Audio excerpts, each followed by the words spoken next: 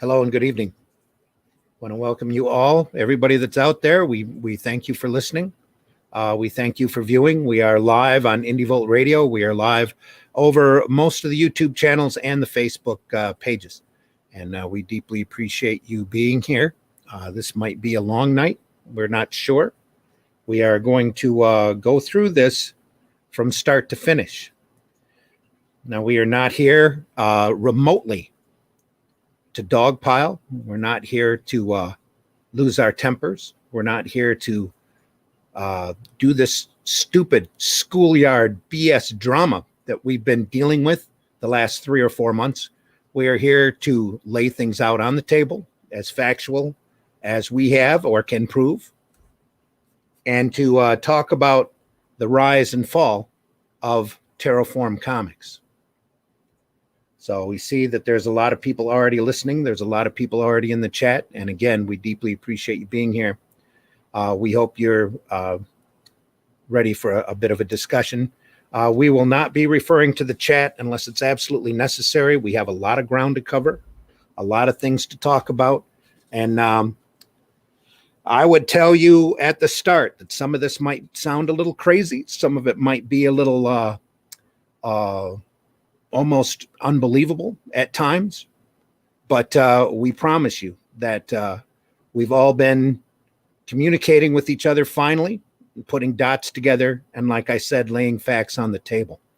And some of us will have ending statements as we go out the door about everything, but right now we're just going to go through everything chronologically as we experienced it, saw it, seen it. All of us here have had some sort of a role in this, and let the chips fall with the truth. Going to add Varian to the room right now. Varian, how are you? I should probably introduce myself to anybody who isn't aware. Hello, I'm Randy Zimmerman. I am a longtime independent comics producer and publisher. I'm currently reconstructing Arrow Comics. Back through Liberty Distribution. Varian and I have been doing Indie Volt Radio for over 2 years, almost 2.5 years now. Is that right? Yeah, it's been a long time. Yeah. Yeah. And do we just want to start with you, or do we want to bring in other people? What do you think, buddy? I think bringing in the group is important. I think everyone's here too. So. Well, then introduce yourself first, and we'll bring them in one at a time, and okay. We'll go from Hello, there. everybody. My name is Varian Grant. I am the founder of Indie Volt Media LLC. Started it over 4 years ago now. And I'm also a publisher of Last Call Comics. It's a company I co-publish, I co-own. I'm co-publisher, co-owner of that. And also the owner of Liberty Entertainment Distribution Group.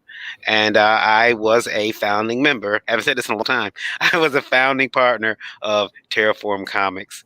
And how's that for old time's sake? There we go. Yeah. Next, we'll bring Luke in. Luke, how are you?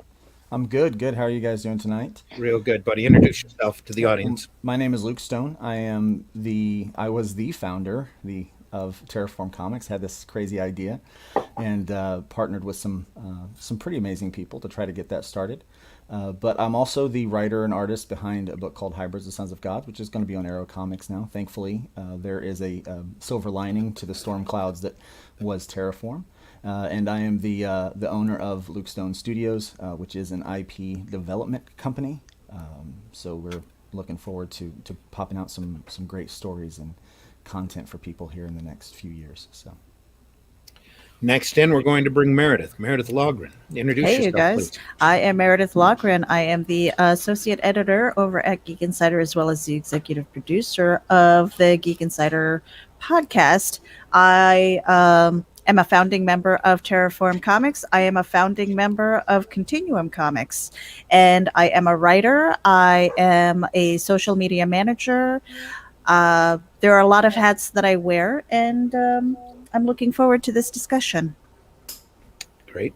All right. Next, we're going to bring in James Eric Hodson, Dreaded Dinosaur. James, how you doing tonight? Hey guys. Wish I could be doing a lot better. We get a lot of flooding down here, so sorry to hear that. I'm dealing with a lot of triage, but yeah. My name is Eric Hodson. I'm one of the founding members of Terraform. I'm supposed to be creative director, in charge of making sure all the graphics and stuff looked good, and go to on some of the design stuff. The creator of Dinosaur Man, creator of the Righty Righty Piper, Kilted Avenger comic book, and a few other little credentials along the way. Part of Indie Vault for the last couple of years. And not Indie Volt, Terraform started out with 6 founding members. Is that right? The 5th member here is Mr. Brian K. Morris. Brian, introduce yourself. Good evening. Hope everyone here and in the audience are well. I'm Brian K. Morris. I'm a publisher of books and comics, also freelance author, and broadcaster with the Rising Tide Broadcast Network, which I am the president. And I am one of the founding members of Terraform Comics too, although I couldn't say that for very long. Right. And also part of Terraform was Nita Lanning. Nita, introduce yourself.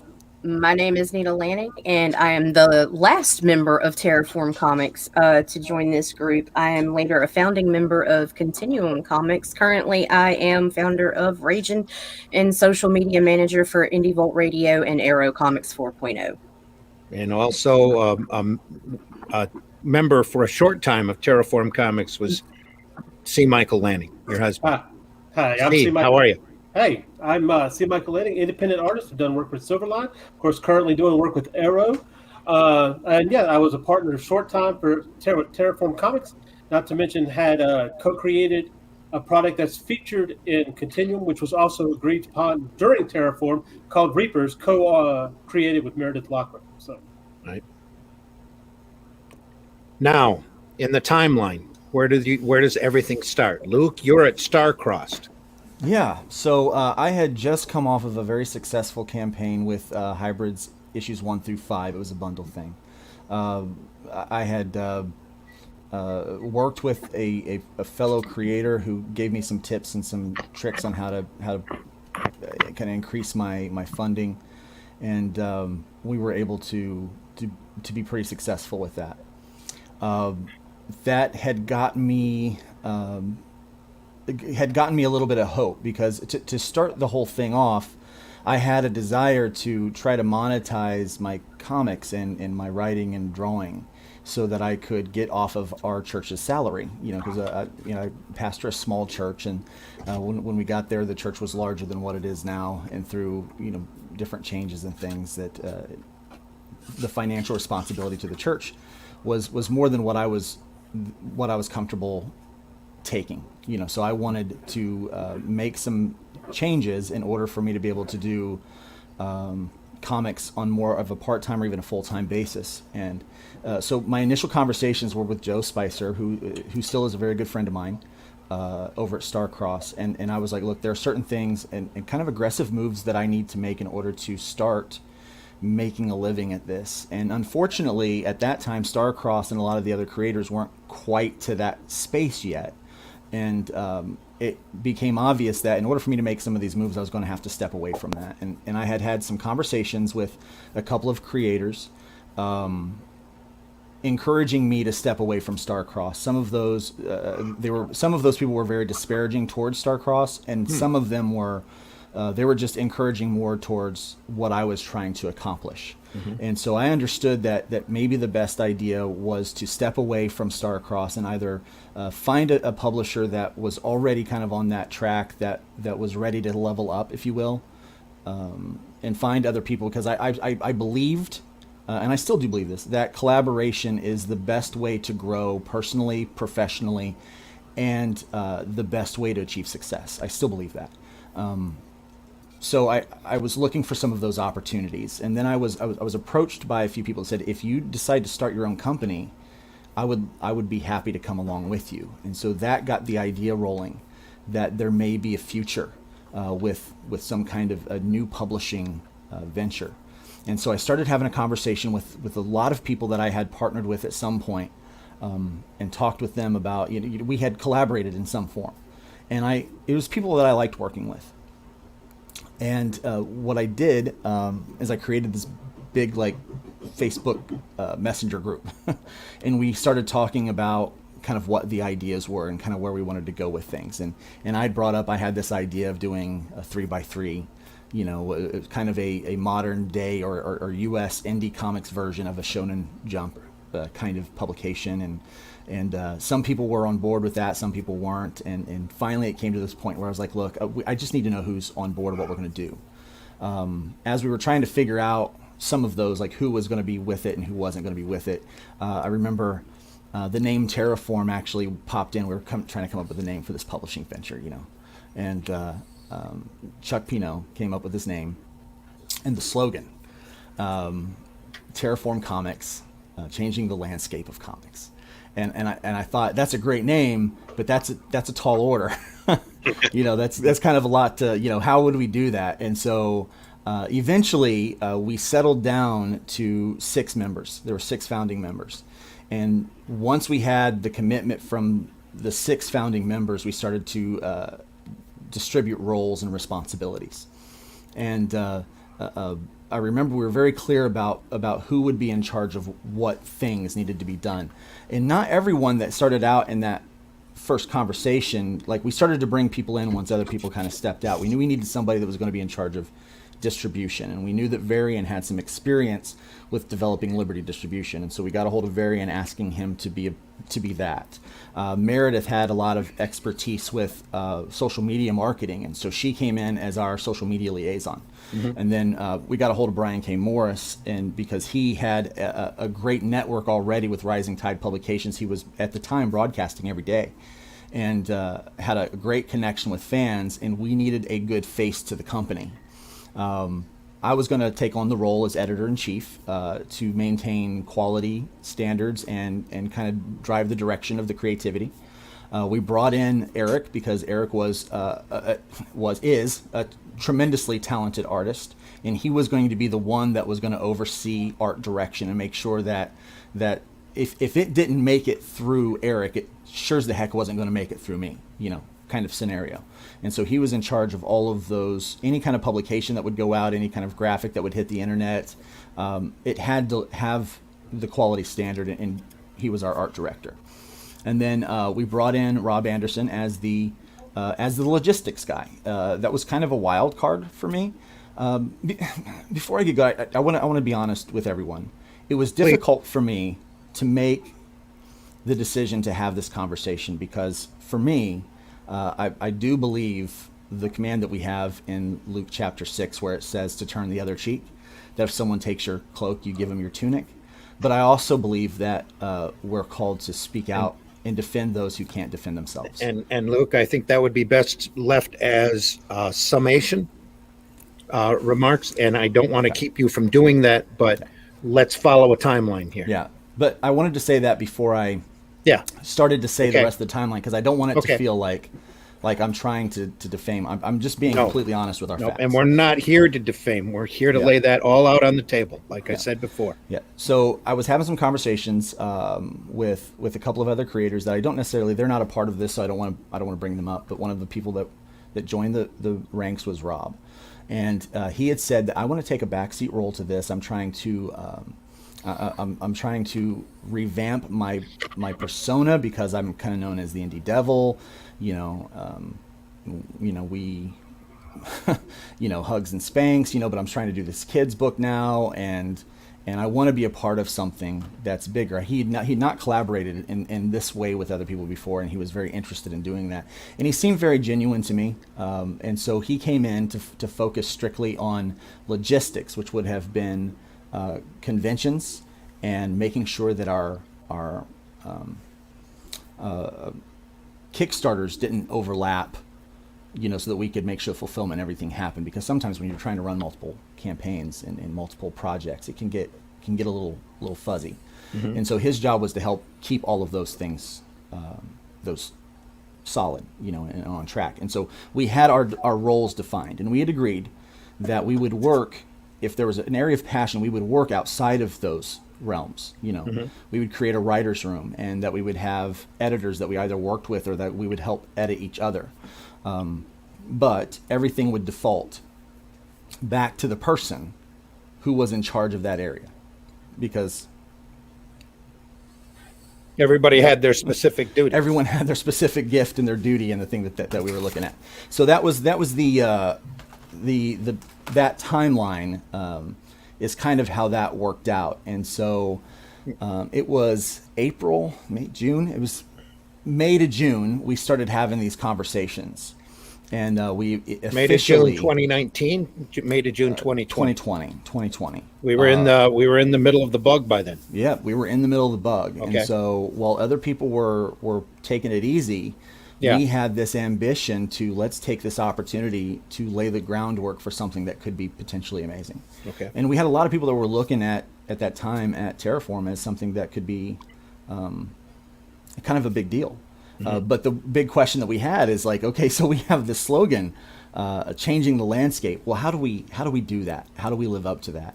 And that's when these other conversations started happening. And so Now, wait, what other conversations are you talking about what we do, Okay. how we do it, Your job description?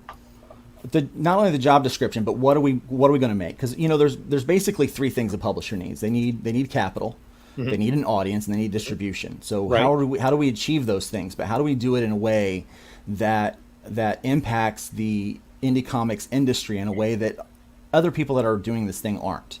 How can we find that niche? And we really landed on the idea that we were going to develop our own IPs and publish them and produce them through this 3x3, which was basically, you take 3 different stories that are 24 pages, you break them up into 8-page segments, and you slam those 8-page segments into one issue. And then, so you have issues 1, issues 2, issues 3 that actually are 3 stories, and we're combining our audiences and basically a clever version of the Shonen Jump kind of thing. And so that's really what we started to focus on. And then as we focused on those things, we tried to focus on those things, we kept noticing that our focus kept shifting and kept moving. Now, before we advance any farther, anybody of the founding members want to add anything up to this point? Okay. Varian, where was Indie Volt at this point as far as podcasting goes? Do you remember? We were just Indie Volt at that point. We had the Breakfast Buzz, but the show hadn't become Live Wire or anything at that point. No. And we were having some growing pains because we had launched Indie Volt TV, we had launched Indie Volt Radio by that time, and Indie Volt Radio took me by surprise because we launched Indie Volt Radio serendipitously with the bug. So with what? People What bug? With the bug. With pandemic. Yeah. So people were like, you were already playing. We were already broadcasting before the bug sprung up, though. We were broadcasting like a year before. But our numbers started going up. Like, our numbers doubled. Yep. Yeah. So for me, I had the way that I got involved with Terraform was that I would have people on the show. Now, Eric and I know each other. We've been friends for years. We've gone to conventions together, up and down the highway together. But so he had been on, and he had introduced me. He introduced me to Rob at a convention. But just before that, actually, what had happened is how I met Rob was that I went to a convention, and there was a gentleman there who took issue with me, and he called me the N-word. He's a white guy. He called me the N-word, and I happened to be recording it when he did it. So it kind of went viral, and Rob reached out to me, asked me if I want to come on the show and talk about what happened, because he wanted to put the word out there that racism in Comic Cons should not be a thing. So I was happy to do that. I went on the show, and he became somebody I could talk to. About 2 weeks later, I actually met him at MegaCon, and it was we would talk every day. He helped bring guests into Indie Volt. He brought in, as I recall, he introduced me to Meredith I think, as a matter of fact, really the connective tissue between a lot of us would be other than Randy and Eric, and I mean that's it. I mean, I've met Brian from I've seen Brian on the road at cons, but everyone else, you know, would be I met through him. And I really got to know you through the Flint Comics paper and through Right, the right. conventions that we were holding, through Chad from I don't Sinister remember the Undertone. name. From what? Sinister Undertone. Yes. Yep. He introduced me to you. You set up a table at the shows. We started talking. Then you started telling me you wanted to do a show. I said, you don't want to do a show. And then you told me about the internet radio. And I'm like, we probably need a podcast. So we started podcasting. All of that's archived over on the Indie Volt YouTube channel. Yeah, and for me, so I think that's the way I got brought into the Terraform thing. Was I was told, hey, there's some conversations going on. Your name's being brought up. You might Luke wants to speak to you about coming on board this company he started. Yeah. And I gotta tell you, I was excited because I had never I've had a publishing company. I've had two of them. My first one did not work out. My second one is still going, but I thought, wow, it would be cool to have like partners that I don't have to make all the decisions. So I was excited about being in a company with people that like-minded. Like-minded people who had experience, and I had the opportunity to drive Eric crazy, which was something I was looking forward to doing, and It's something you enjoy doing for everyone. Being distribution put me in a strange position because I couldn't do my job unless there were books. So sure, I kind of knew that I was going to have to either take on more duties or just kind of sit back there and just twiddle my thumbs. But that's how that happened. For me, though, I was excited to be there. I think I think I was soured on very quickly, but I wasn't the first out the door. And there you go. Yeah. as a matter of fact, I think that between Luke and I. I don't want to go too far, but so that's how I was brought into Terraform, and my job there was going to be distribution because of, again, I have the Liberty Entertainment Distribution Group company I started. I already had the expertise. Now, was Liberty off the ground at this point? How far along was Liberty? Liberty was off the ground. It was running. It had started. I had been sending my Last Call comics content through Liberty for the past 5 years at that point.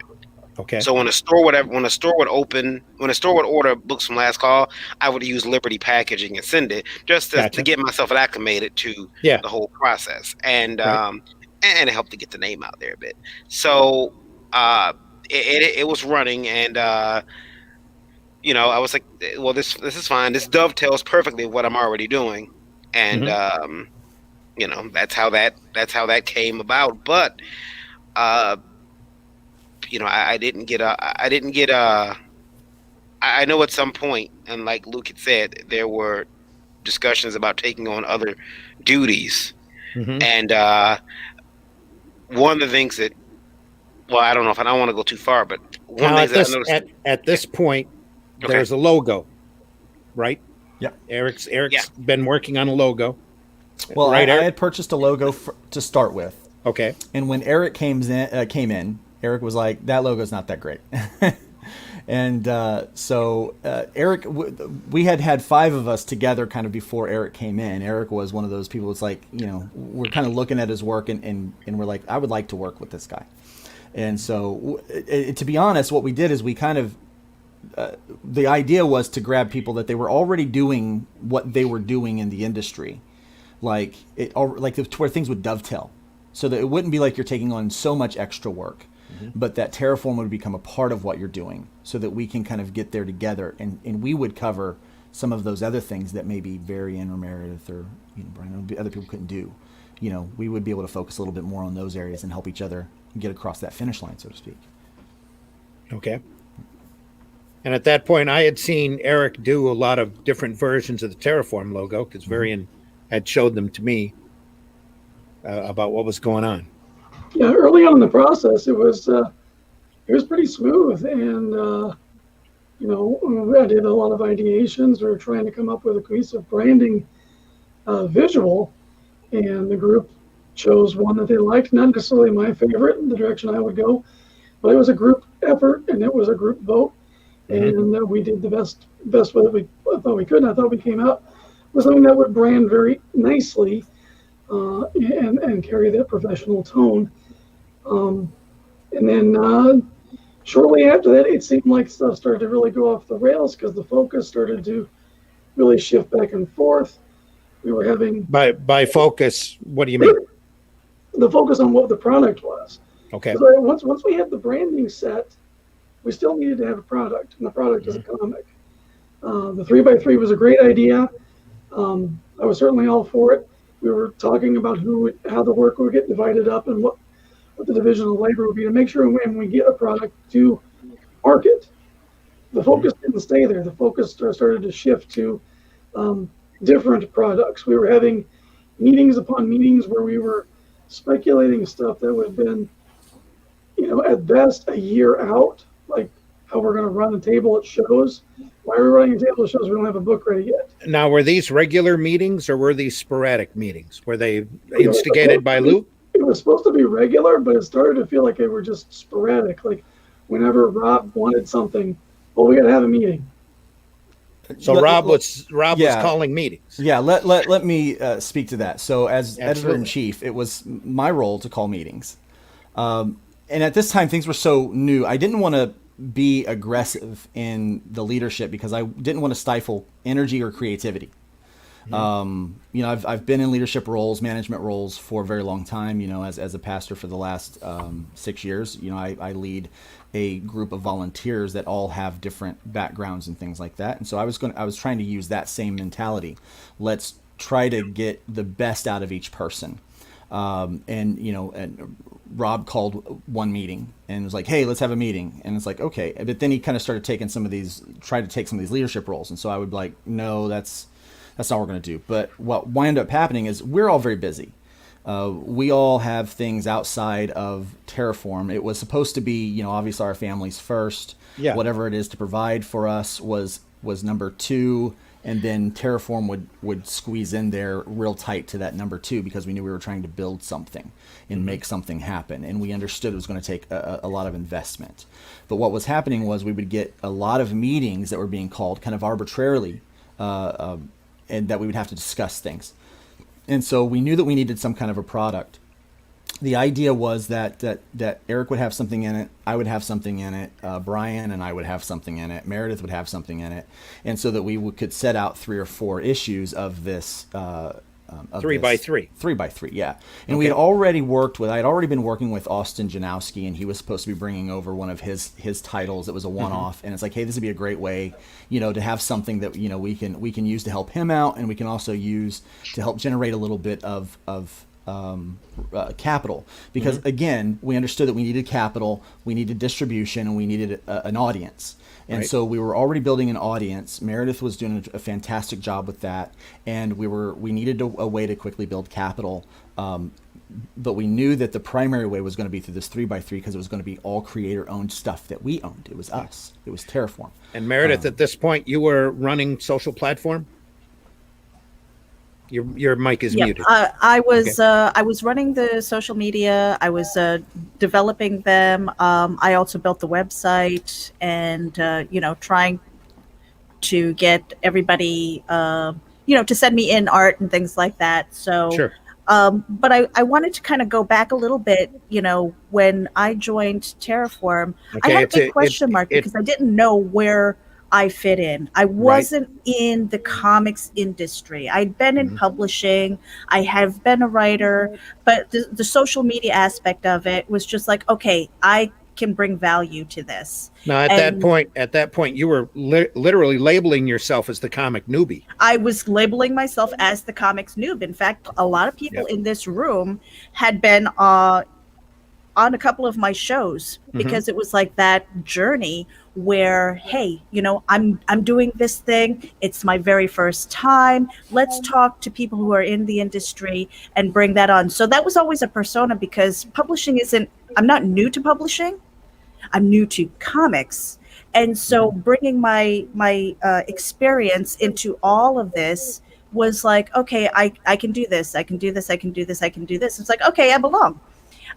So it made sense. And then having everybody collaborating at the very beginning was so smooth. I mean, we were talking to one another. We all had ideas. We had so many things that we could bring to the table that went beyond one person. We, like what I could bring were certain strengths, especially in social media and outreach, community engagement and community building. And that is where I'm strong.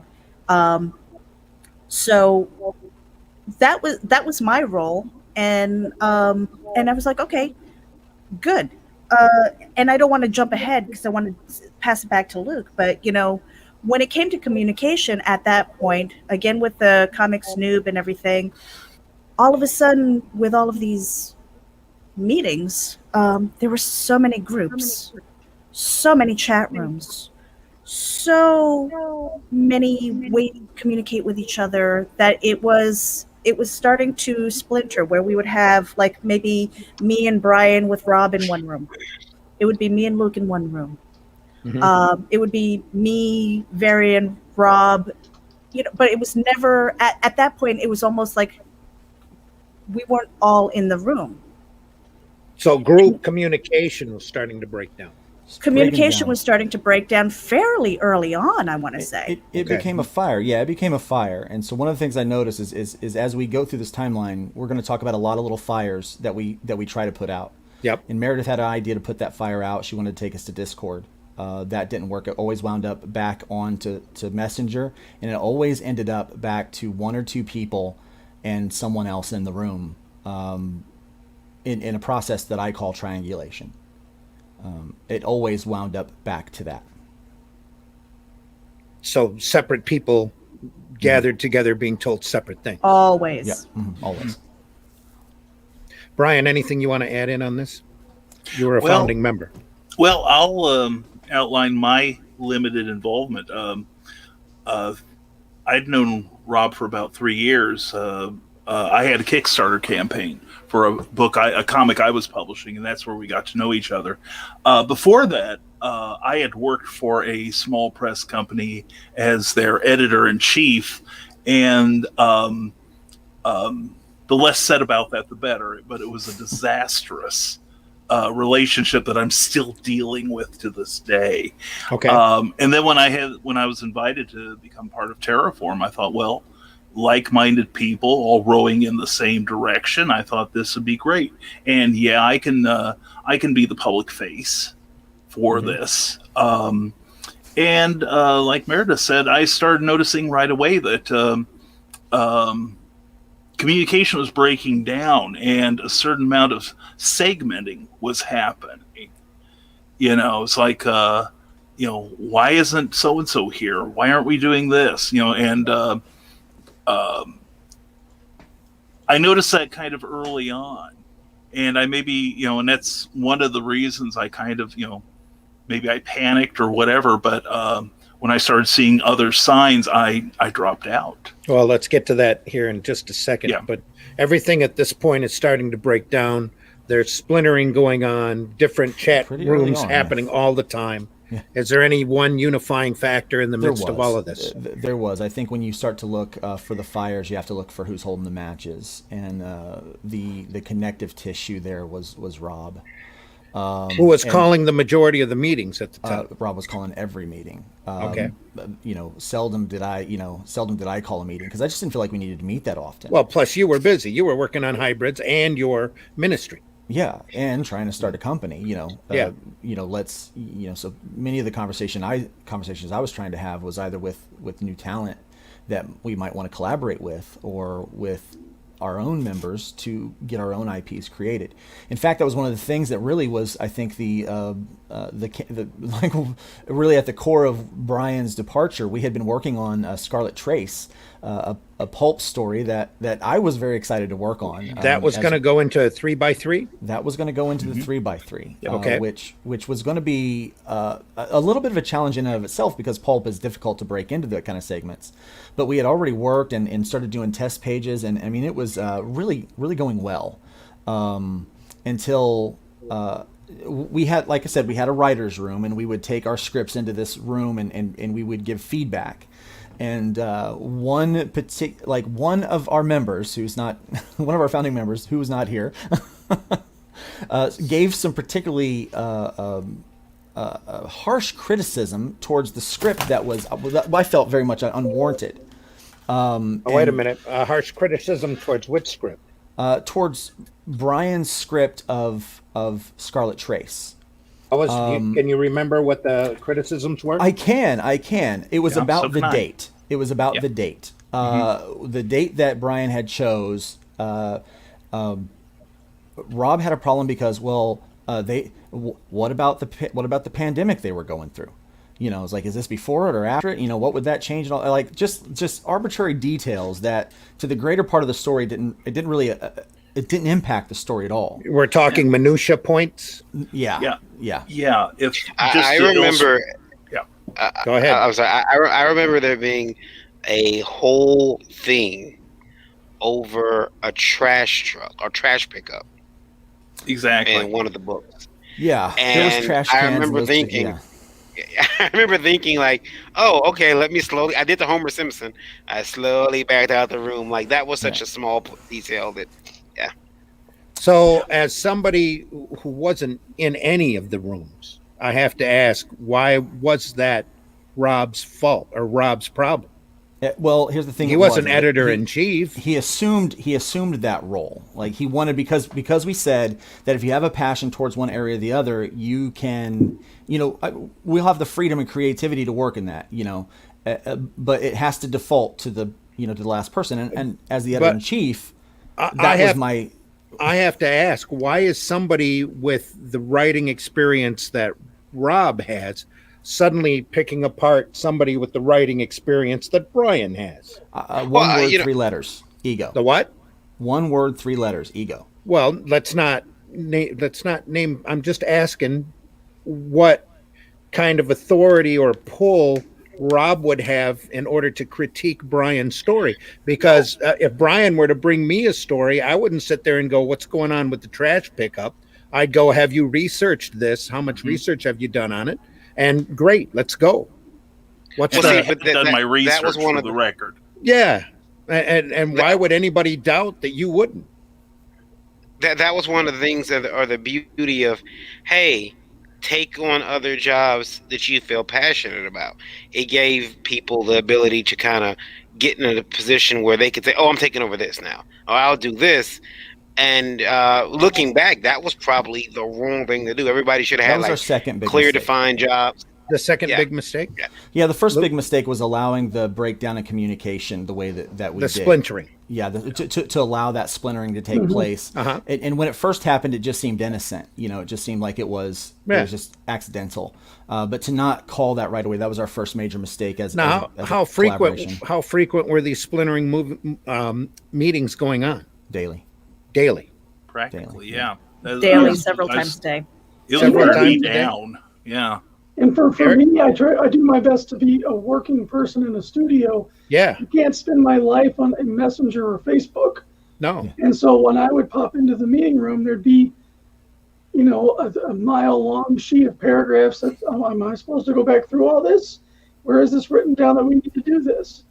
Why, I'm getting yelled at because this isn't done. Nobody told me that this needed to be done. I guess it was just assumed that I was going back through and reading stuff that I had no knowledge of that I needed to read. Some hardcore communication breakdown. Mm-hmm. Yeah, so that was the first issue. The second issue was allowing people to,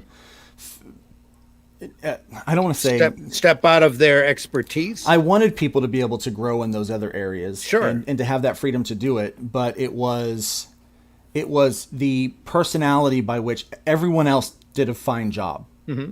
with that. They were able to step over and to stretch those muscles and kind of learn in that area by still defaulting back. But this was the first of many conversations, not conversations is the wrong word, arguments that took place over editorial issues and quality control. It started there, and it never stopped until we dissolved the corporation. Okay. Like, it was a constant struggle. These problems just kept happening and happening. Mhm. Yeah. Now, Brian, I got to ask, did you tell Rob off? Not really so much. I just kind of wrote it off as call it youthful enthusiasm. I mean, by that time, I did some copy editing on Austin's script by then, and was helping critique submissions, mostly because I wasn't really feeling I was, aside from mentioning what Terraform was doing, which, since it was also in the planning stages at that point, there wasn't a whole lot of concrete stuff I could deliver to an audience. So Okay. I just kept mentioning Terraform. But no, I didn't really take him down or anything, because I was used to, a little bit of bluster, a little bit of Give and take? yeah, a little bit of give and take. Yeah. A little passion was never a problem. I mean, No. we're passionate people. We're creative Yeah. people. And so you get passionate about it. And I would rather work with someone passionate about a project than someone who didn't care. Okay. And so we really, at the beginning stages, we looked at it as passion and not bullying is what we Right. looked at it as. Yeah, Okay. and I don't mind being edited, because if I can defend my position and defend my research, because then I look awesome. Yeah. And plus, sometimes I do make mistakes. Right. And so if part of my research didn't measure up, then I got to go back and make it right. So I had but, made a few suggestions to Brian about that Yeah. particular script, and we talked about those, and there was some compromise met Yeah. based on what I thought would be fun to draw or what would be visually stunning Okay. for the art. And so we had those conversations already. And the argument, it was just arbitrary, and it became so convoluted, but it became ugly. It got really ugly, and it was constantly ugly. And then there was more. Why would no? Wait. splintering. How did that happen? How did it get constantly ugly? The splintering conversations, like, I'm getting messaged by Rob. I'm Okay, getting, this wasn't just one conversation. This was all No, the these were splintering multiple conversations that kept going on. because I was, if any of us felt like it was fine, that point would be argued, and it was to the point to where it was like, constant barrage of no, this isn't good enough, but we all felt that it was. And who was bringing that up? It was Rob. And was there anybody else going around going, "This isn't good enough"?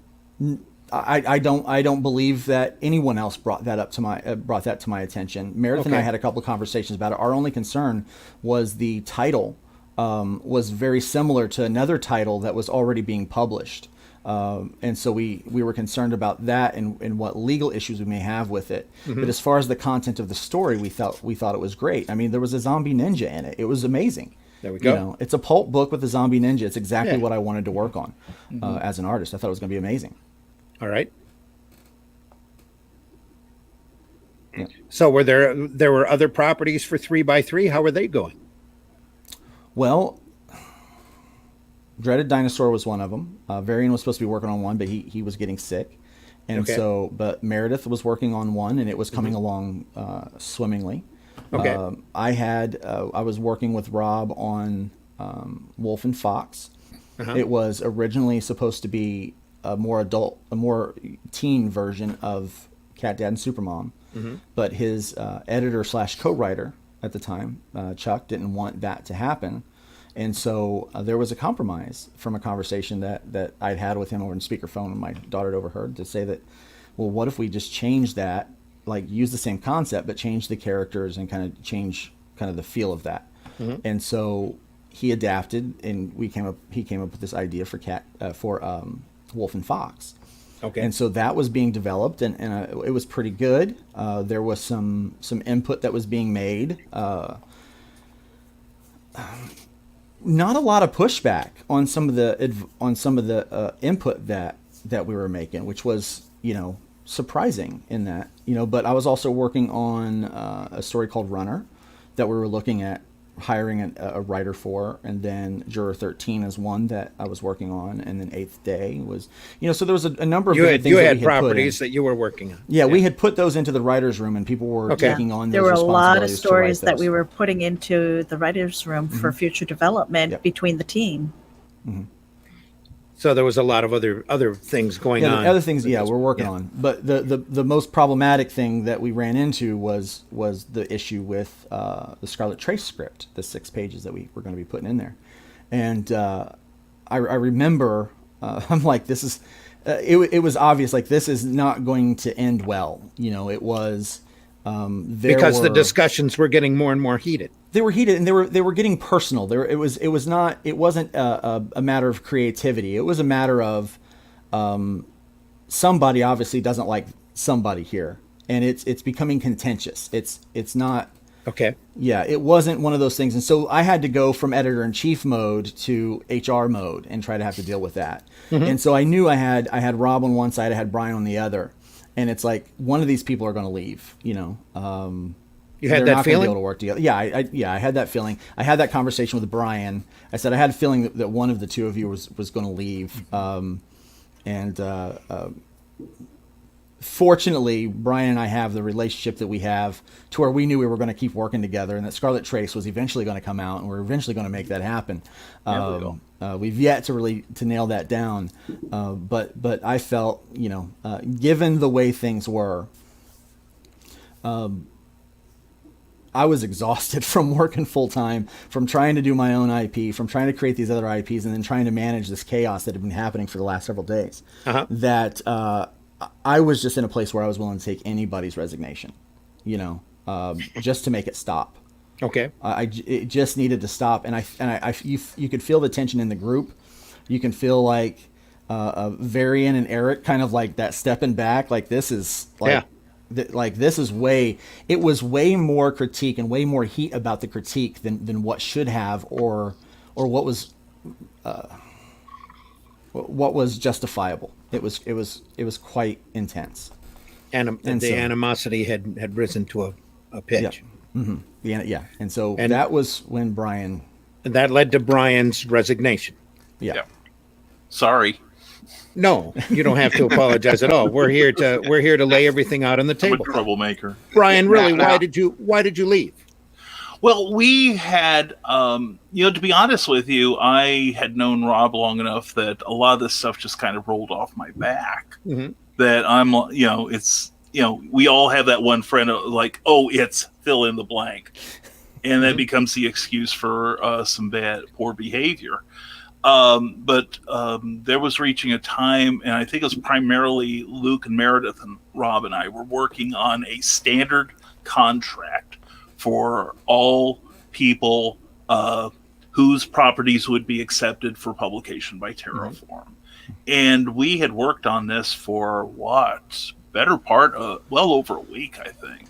And we were meeting like every other day. I think it was like 17 days. When I look back at my records, I think I counted 17 days of conversation about it, because we knew that in order to build capital, we needed to have some things that were ready to release. Right. And so we had discussed in a couple of meetings, our primary focus still being on our 3x3, but taking on a couple of these things that were already ready, like one-offs or short miniseries that we could easily publish, market, and get sold, and be able to take our 20% to be able to build capital for the things that we wanted to do, because we knew we needed capital, we needed distribution, which we can't distribute anything until we have a product, so we needed to have a product, and we needed audience, which we were building audience because Brian was doing his part, Meredith was doing her part, and our audience was growing very rapidly, and there was a lot of people watching, and so we knew that we needed to try to develop some other things, and so that's why the contract came into play.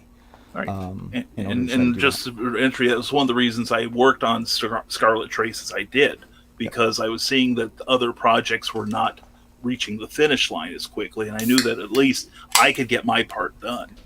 So that's why I did it. But yeah, it was the contract. Oops, excuse me, pardon me. Fez tried to leave. Oh, no. But no, it was the he's on the it clock. was the the contract thing where things broke down for me. Does the Fez need a cigarette break? No, it's a trooper. It will carry on. Brian is an Okay. awkward goof, however, so carry on. And I do recall one of the conversations that we had about the contract was the use of fan art. You know, and what we as a company could do versus what was legally available to us with being a creator-owned company and those kind of things. Yeah. And so that conversation, which should have been a fairly easy and cut and dry situation, was kind of on the heels of the kind of the more aggressive criticism of Scarlet Trace's script. And so I believe that animosity fueled the animosity in that conversation. And it was just ugly. It was just ugly. Yeah, it was. And I was trying not to make it so, to be honest. But There was definitely an antagonist in that situation. Well, yeah. I was trying not to be that one, though. Yeah. But no, and I remember we had that meeting, and some things were said that made me kind of plant that seed of doubt that because I didn't know everyone that well. Okay. And all of a sudden, the seed of doubt is, well, there is this great possibility that your rights could be screwed over by someone within your team, and we're not creating a mechanism for it. Is that something that you come up on your own? I've seen it before in publishing, and I have run into it in the course of my career too. Okay. And so I wrote. We just lost C. Michael. Nita, is C. Michael all right? All right. Go ahead. Well, anyway, I at this point, in fact, right after the meeting was over, I started, thinking about it, and like I said, I didn't know everyone as well as I do now, and so I DM'd Rob, Luke, and Meredith, outlining my criticisms. Luke and Meredith were trying to understand where I was coming from, because I come primarily from the book publishing world, where the initial talk of the contract, just as an aside, was like a 2 or 3 page document. I have seen publishing documents in books that are 20 pages or more. Sure. Yeah. Because you're covering worldwide rights and first publication, et cetera, et cetera. Well, anyway, he emailed, like I said, everyone involved in the conversation. I didn't email Eric or Varian because they were not a part of it. And that was the only reason why. But I wanted clarification for the part that we had discussed. And Meredith and Luke were actually trying to figure out where I was coming from. The other comment I got was, well, do what you got to do. And so that night I left. Who sent you the do what you got to do? Not Luke or Meredith. Okay. Now, I want to say that around that time, about 3 weeks later, Brian is still chummy with everybody. Like, at least I say everyone at Indie Vault. He still pops in, says hello. And I remember being told, hey, don't talk to Brian. And this is weird. And Randy might remember this, because it hurt me. Brian is going around telling everyone that we are stealing his viewers. We're encroaching on his time slot. Yes, I do remember. You remember that? 100%. Yeah, yes, I do. Where did you get that information from, though? Well, it wasn't. It If it's the truth, it's not. If it's the truth, it's not going to hurt. Well, Robert come in and told me. He says, we need to stop talking to Brian, because he's telling people this and that, and he hates Terraform, so he's going to tear us all apart. You don't talk to him, don't engage with him. He says, and I'm like, well, and I mean, you remember, Randy, it hurt me because I considered, like Brian a friend. I'm like, what? We're not encroaching on his time. If there's a problem, I thought Brian would have come in. We just got the same company. I thought he would have come to me and said, hey, man, what's going on? What do you mean we're stealing his viewers? Or I'd have done a better job of it. Yeah, it's like, I'm like,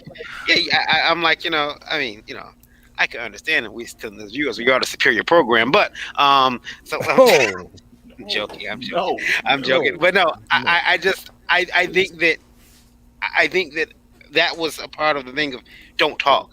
He was out, Mhm. and now he's done. I see Meredith's fingers up.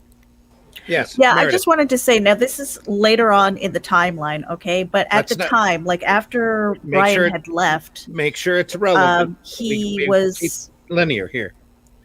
he was on Nevermind the Furthermore, and he was Mhm. talking about this separation from this publishing company. Mhm. And so that, because I was working so hard and I was being kept so busy that it felt personal to me.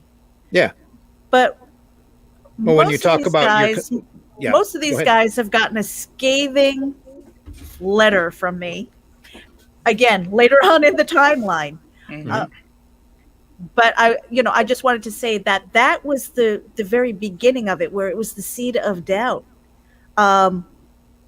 with Brian, with everybody else, again, because that breakdown of communication. We were in so many rooms, so many chats, so many private meetings after Yep. hours. Yep. So busy. It's like, you can be on a hamster wheel and you can run as fast as you can, but you're not getting anywhere. It kept us And exhausted. that's really what it was like, On top of everything else that you were doing, Brian. on go top ahead. of everything else. Yeah. Right. And I want to say for the record that if any, I'm old school, and you don't say nasty things about your former boss. Sure. Yeah. And I did talk to Meredith. I did, maintain my, my contact with Meredith and Luke. But for the most part, I didn't talk about it at all. And people would ask me, and I would say, that's not my place to tell you. Mhm. I don't want to air dirty laundry. Mhm. And if anything, I was trying to be still supportive of the remaining group as best I could. But the only thing I did was I left and I took Scarlet Trace with me. Again, as Luke said, the understanding he and I would be working on it sometime in the future, and Sure. we still will. Yeah. And at that time, it was it was so charged and splintered and everything that I wasn't, I own that, I was a class A You were bitch busy. in a way, Yeah. but again, exhausted, working hard. And then it's just like, I see this company that I've invested time into Mhm. falling apart. And I'm like, how do I fix this? I mean, that's just in my personality. It's like, what can I take on to fix this? Right. And I didn't really see that I was on an island. I was on an island unto myself, because at that point the communication was broken down to a point where I By this- entrusted somebody. By this to point, be a everybody filter for started concentrating on their own stuff, except Yes. for you who were concentrating on the company. I was still That like, was your I stuff. can save it. Yeah. Meredith was still working on the company. I was still working on the company, but at that time I started running a campaign. So kind of moving forward a little bit from Brian's leaving, I was working on the trade paperback, because the trade paperback was going to wind up being Hybrids. whatever I made from my hybrids trade paperback. The extra was going to go back into the company, So Okay. it was like, it was important because I'd already spent money on legal fees for incorporation. There was, a lot of different things that, paying for things and doing stuff like that. That wound up taking a lot of resources that I needed to recover. Right. And then there was other things that we wanted to do that needed more money put into it, And so I started focusing on that a bit so that we could have a fairly successful campaign. We wound up running 60 days. We wound up running it on Indiegogo, because I had just wrapped up with Voodoo Nations on Kickstarter. I had just made an announcement with my alignment with a particular community that would freak some people out. So there was kind of some of those moves, but I understood as a publisher, well, now's the time to make those kind of announcements, not when we're 2 or 3 years into this, Right. And those kind of things. And so we made all of those, kind of getting through those issues. there were still little fires. And about that time, I actually... Wait. There were still little fires. There were little fires, and that's what I'm getting ready to talk about. All right. What I noticed is there was a thing, some triangulation taking place. And I noticed that whenever we would come into a meeting, Meredith and Rob seemed to be on the same page about things that we weren't. Mm-hmm. And then I would get a phone call from Rob saying, oh, well, I talked to Varian about this, and Varian thinks this way, and Meredith thinks this way. And so I'm getting this report that everyone else is kind of thinking a certain way, or maybe not a certain way, when it comes to some of the decisions that we were going to make. Mm-hmm. And it was, I started to realize that there was triangulation taking place, and that meetings were being called that Eric and Varian couldn't make it to. And that I was like, look, and so I brought Meredith and Rob into a room, and I said, look, I see what's happening, and it's not going to continue to happen. You know, I was very serious about that. And so after I had that conversation, that was around December that conversation took place. December 2020? 2020, yeah. Okay. And I began to look very closely at the fact that there were these little pre-meeting campaigns that were going on, and that there were more fires. And I started looking at like, okay, well, where are the issues that we're having trouble, where we're not cohesive, where like we were in the beginning? And I started looking for who was holding the matches. And again, it was Rob that was holding those matches. Oh, now fires, you're talking about production problems, little picky points, minutia. Yeah. What are we talking about here? Yeah, we're talking about those little busy things that keep us off target or off track. Okay. Yeah. You know, we're supposed to be working on our own IPs. We're supposed to be working on building something for the company. Yes. And then we'd get pulled off on this, or we'd get pulled off on that, you know. I remember, not to interrupt you, Luke, but I remember one meeting that came out of nowhere, which was getting this meeting. It was come to the meeting now, and we log in, and I remember you were there, Meredith. Brian was out. Yeah, By that point, yeah. I Eric wasn't there. But it was, the meeting was called because Rob said someone had spreaded a rumor that he was being controlled within Terraform, and he wanted to know that I tell anybody that, and because he had been approached on Twitter. Yeah, I remember. And I said, no one gives a damn that I'm in Terraform. No one talks to me about anything. No one cares. It's, you know, I mean, it was a Jurassic Park moment. You know, Dotson, we got Dotson here. No one cares. So I'm like, I don't. And it was coming here. And we're going to talk about why, like, there's rumors going around that I'm being controlled. I'm like, I haven't talked to anybody. Mm-hmm. Why are we being called to this emergency meeting for this?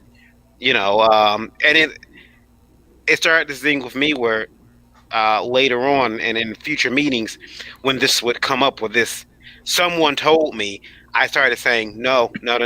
Who? I want names. And I think Meredith, I remember that. And yeah, I want names. I want screenshots because, and I remember saying this, and this is where I believe that I became a target and had to be taken out. I said, I want names. Yep. I want screenshots. And if I don't get those, and you say, well, it was in a private chat. Oh, so you're in private chats to people that aren't being recorded, or there's so I don't believe it.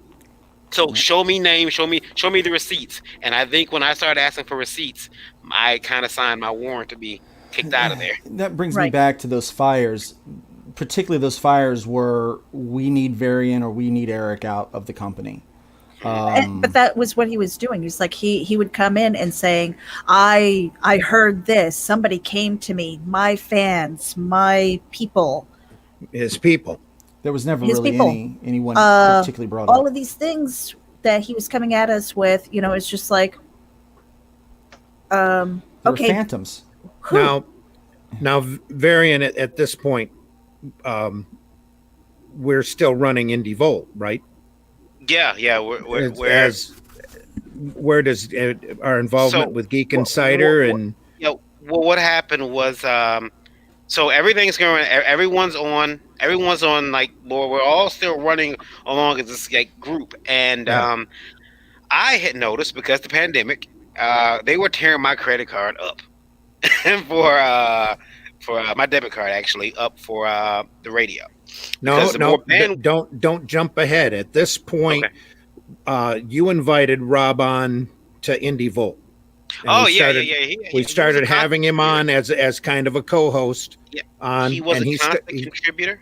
he started And and contributing, and he started out as a contributor. He was bringing us guests. He was being and helpful. yeah. Let me He say was this. doing good work. Yeah, exactly. That's what I want to say. Not only was he a contributor, he was an amazing contributor. Yeah. He was bringing in people that we had not met. He was bringing in new people. It was so many people actually. It was fast. I mean, we couldn't book him fast enough. I mean, we had a. There was one point where he had given me probably like a month and a half long list of people who wanted to come on the show. So it was, again, it was we were spoiled for choice when it came to guests. Some things started happening. Some people would, message me and say, "Hey, who runs that? Who runs that thing? Who runs Indie Vault? Is it yours? Is it? It's mine. But you guys all know it. I really don't take any like big time ownership of it. I'm not that person. Sometimes to your detriment. Yeah. Because I've had a lot of people contact me asking to be booked on the show, and I'm like, you need to talk to Varian or Lola about that. That's what they do. Yeah, and I don't so much mind, but right. That was one thing. Now, one of the things that happened, and this doesn't have anything to do with Terraform, but one of the things that happened was that it had started to be a thing where I was getting in trouble. I will never forget a person, and they're not involved, so I won't say their name, but you don't have to name got mad. Yeah, they got mad. They said, "Hey, I'm being asked if I'm a part of this particular comic book movement, and it's not fair. And you need to get this person off of your network." And they wanted me to get Rob off the network. And I was like, at this point, I'm stuck on the sofa. I can't move. I'm sick. My legs are falling off.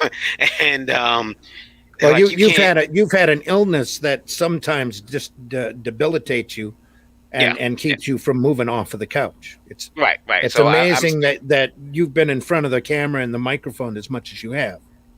Yeah, it comes and goes, but I don't. Yeah. It's infrequent, and you don't know when it's going to happen. Yeah. So I'm like, I'm not getting rid of him. He's he's a friend. He's been helpful, and he's been helpful.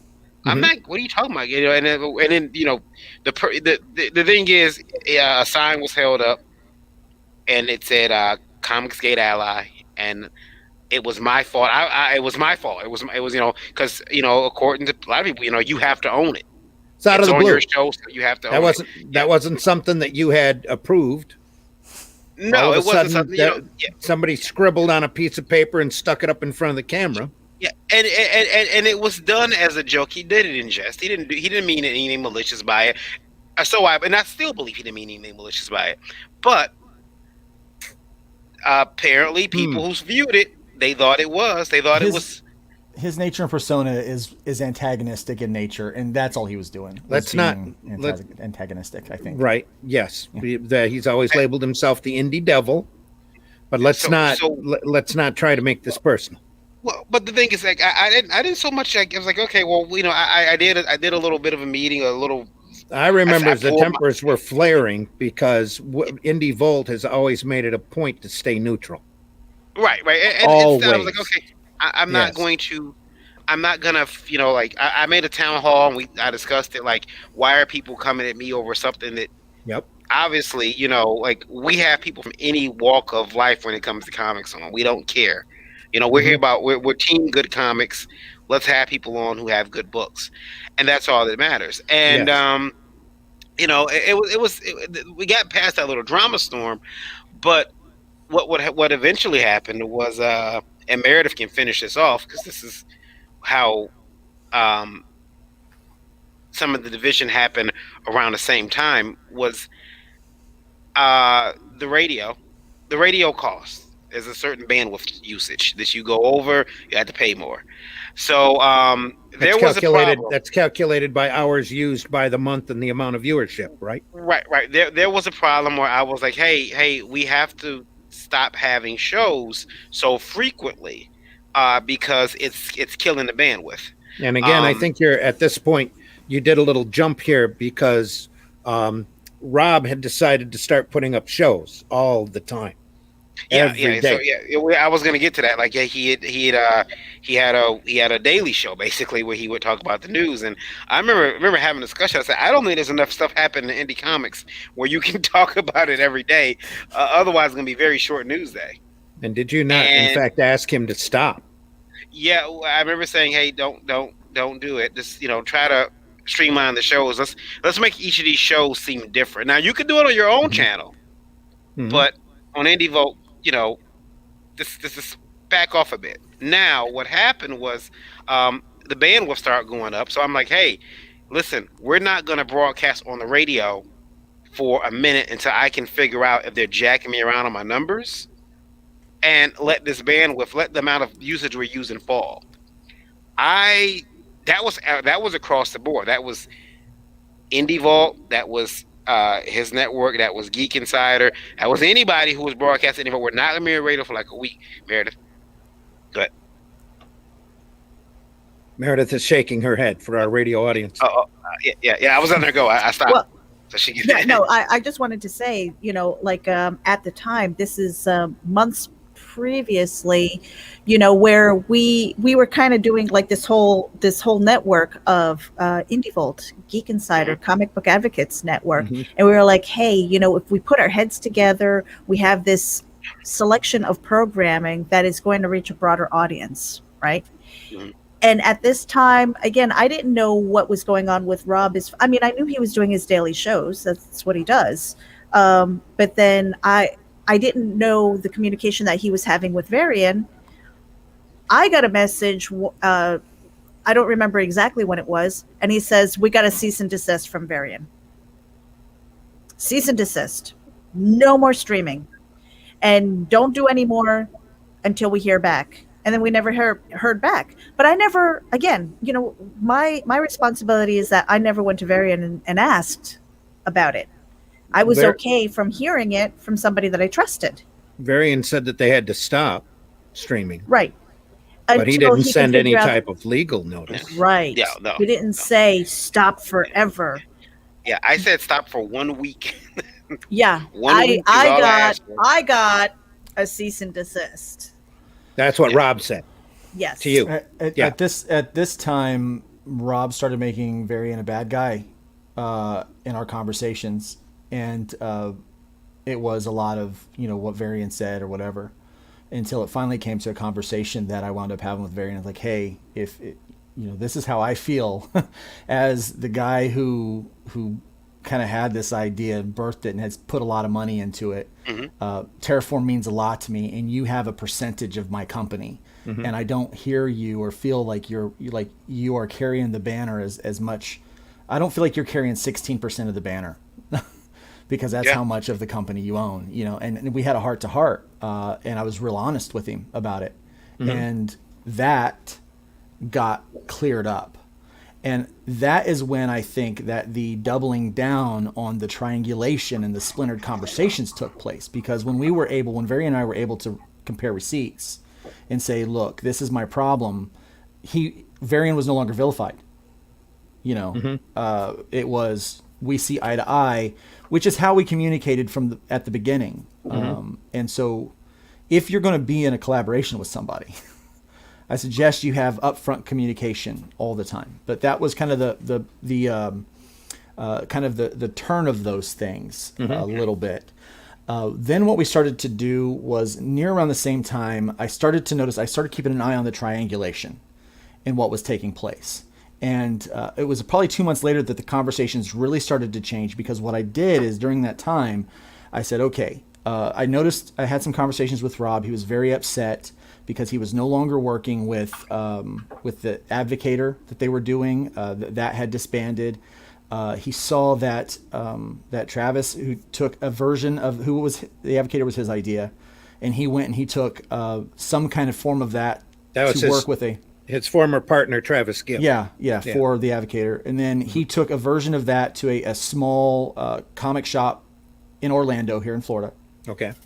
To do that. And so he was kind of upset about that, and a little sore about it. And he saw that Randy was doing the Indie Volt Revolt. And, had he was kind of upset about that. And so knowing that things had gotten put off, Varian wasn't able to produce because he was ill for a while and had to deal with all the fires that were created with Indie Volt that he had to deal with there. Eric, I think, had been, for the most part, run off. Because he was like, every time he walked in, it was just a hellstorm of drama. And so it's like, man, if we could get Eric in for one meeting where we're not dealing with this baloney, and the meetings would go on forever. It was like we weren't just dealing with things. It was like we were having pre-meetings, we were having the meeting, then we had the post-meeting, and it was hours and hours, and it was exhausting. And there was always something new or some new initiative that we were trying to do, and everything just kept getting turned around. Eric? And so, yeah. I remember this moment where I was in the chat room with, or I was in the streaming room with you and Rob and I think everybody else, and it was just pressuring me to make a decision if I'm part of Terraform or not. And I kept coming back with you guys. I was like, look, I'm busy. I'm a professional. I'm doing all these shows. If you want me to do something, you gotta tell me what we need to be done. I was like, okay, well, we've got Fox and Wolf need to be colored. What would you want for that? I was like, oh, you know what? We'll figure out a price later. I can do it for bottom dollar or whatever. Just give me the pages and I'll get it done. And I got it done. And it was like, $25 a page, that's fine. And I figured, we'd had the conversation much, much earlier that these, the costs of creating the thing would be part of what the crowdfund would be. And I know shortly after that, Rob made a post about something to the effect of getting free work or something. You shouldn't have to pay for something. It seemed like you took a roll back pedal to what was essentially, that was like bottom dollar, just to try to get something done. And I put good work into it. You did. And it kind of spiraled out of that control because I really wanted to make it like we've been having all of this trauma. We had all this different meetings and all these arguments and stuff. We still didn't have a product. We didn't have a cohesive comic. We were trying to put one together, but the focus kept changing. I remember coming into a room at one point and it was like, they're talking about having a youth version and an adult X-rated version of the company. It's like, why are we designing other companies but we don't have a product for this one? But nobody, at that time, nobody seemed to want to hear that. Mm-hmm. And so I have been down this road before with trying to start companies. Again, the same thing happened in those. Ego took over. Whole thing fell apart. I got a responsibility to my family. I got my own product I'm developing. I got my own paid work to do. So I didn't start, it didn't become a priority for me to become in meetings. And then I started to see where I was being referred to like a supervillain hiding in the shadows. And it just got so cartoonish. It got so cartoonish. It's like, how are we gonna, this is totally failed. We're not taking this as a serious company when there's, people are being treated like supervillains within inside of it. That was definitely a problem. And then I also started getting some reports from people that, Rob says that from people sending me messages on Facebook. Outside people. Outside people. Okay. Not our people, but outside people. Yeah. Like, hey, Rob says, and I can show those receipts, but that's not what this forum is for. Yeah. But legitimate people said, hey, Rob is saying that the vision of Terraform Comics is his and that he's the one that's in charge. And there is video proof of him saying those things. Mm-hmm. And it really upset me. Sure. Because this was kind of towards the tail end of what we wound up calling the continuum, because we're like, okay, well, we need to fill these books. We need to have a product. And so he wanted to try to go back and do a little bit of what the Advocator had done and bring in some new talent, which is where we got C. Michael Lanning coming in to work on a project with Meredith. And some of those things worked really well. He created another group and yet another chat. And so it was one more way of splintering your attention off into another area. But I kind of felt like, if we allow this to happen, it will appease kind of his creative need to do this. But, I can still kind of control the quality control. We still have Eric that, is the art director. Nothing gets past those things until one day I see a cover come out that Eric had not approved. I had not approved. No one had approved. And it was God awful. Thank you. It was not good, and it was a problem. Before that, let me explain Indie Volt Revolt. Because we were doing this radio network and we were talking to a lot of people.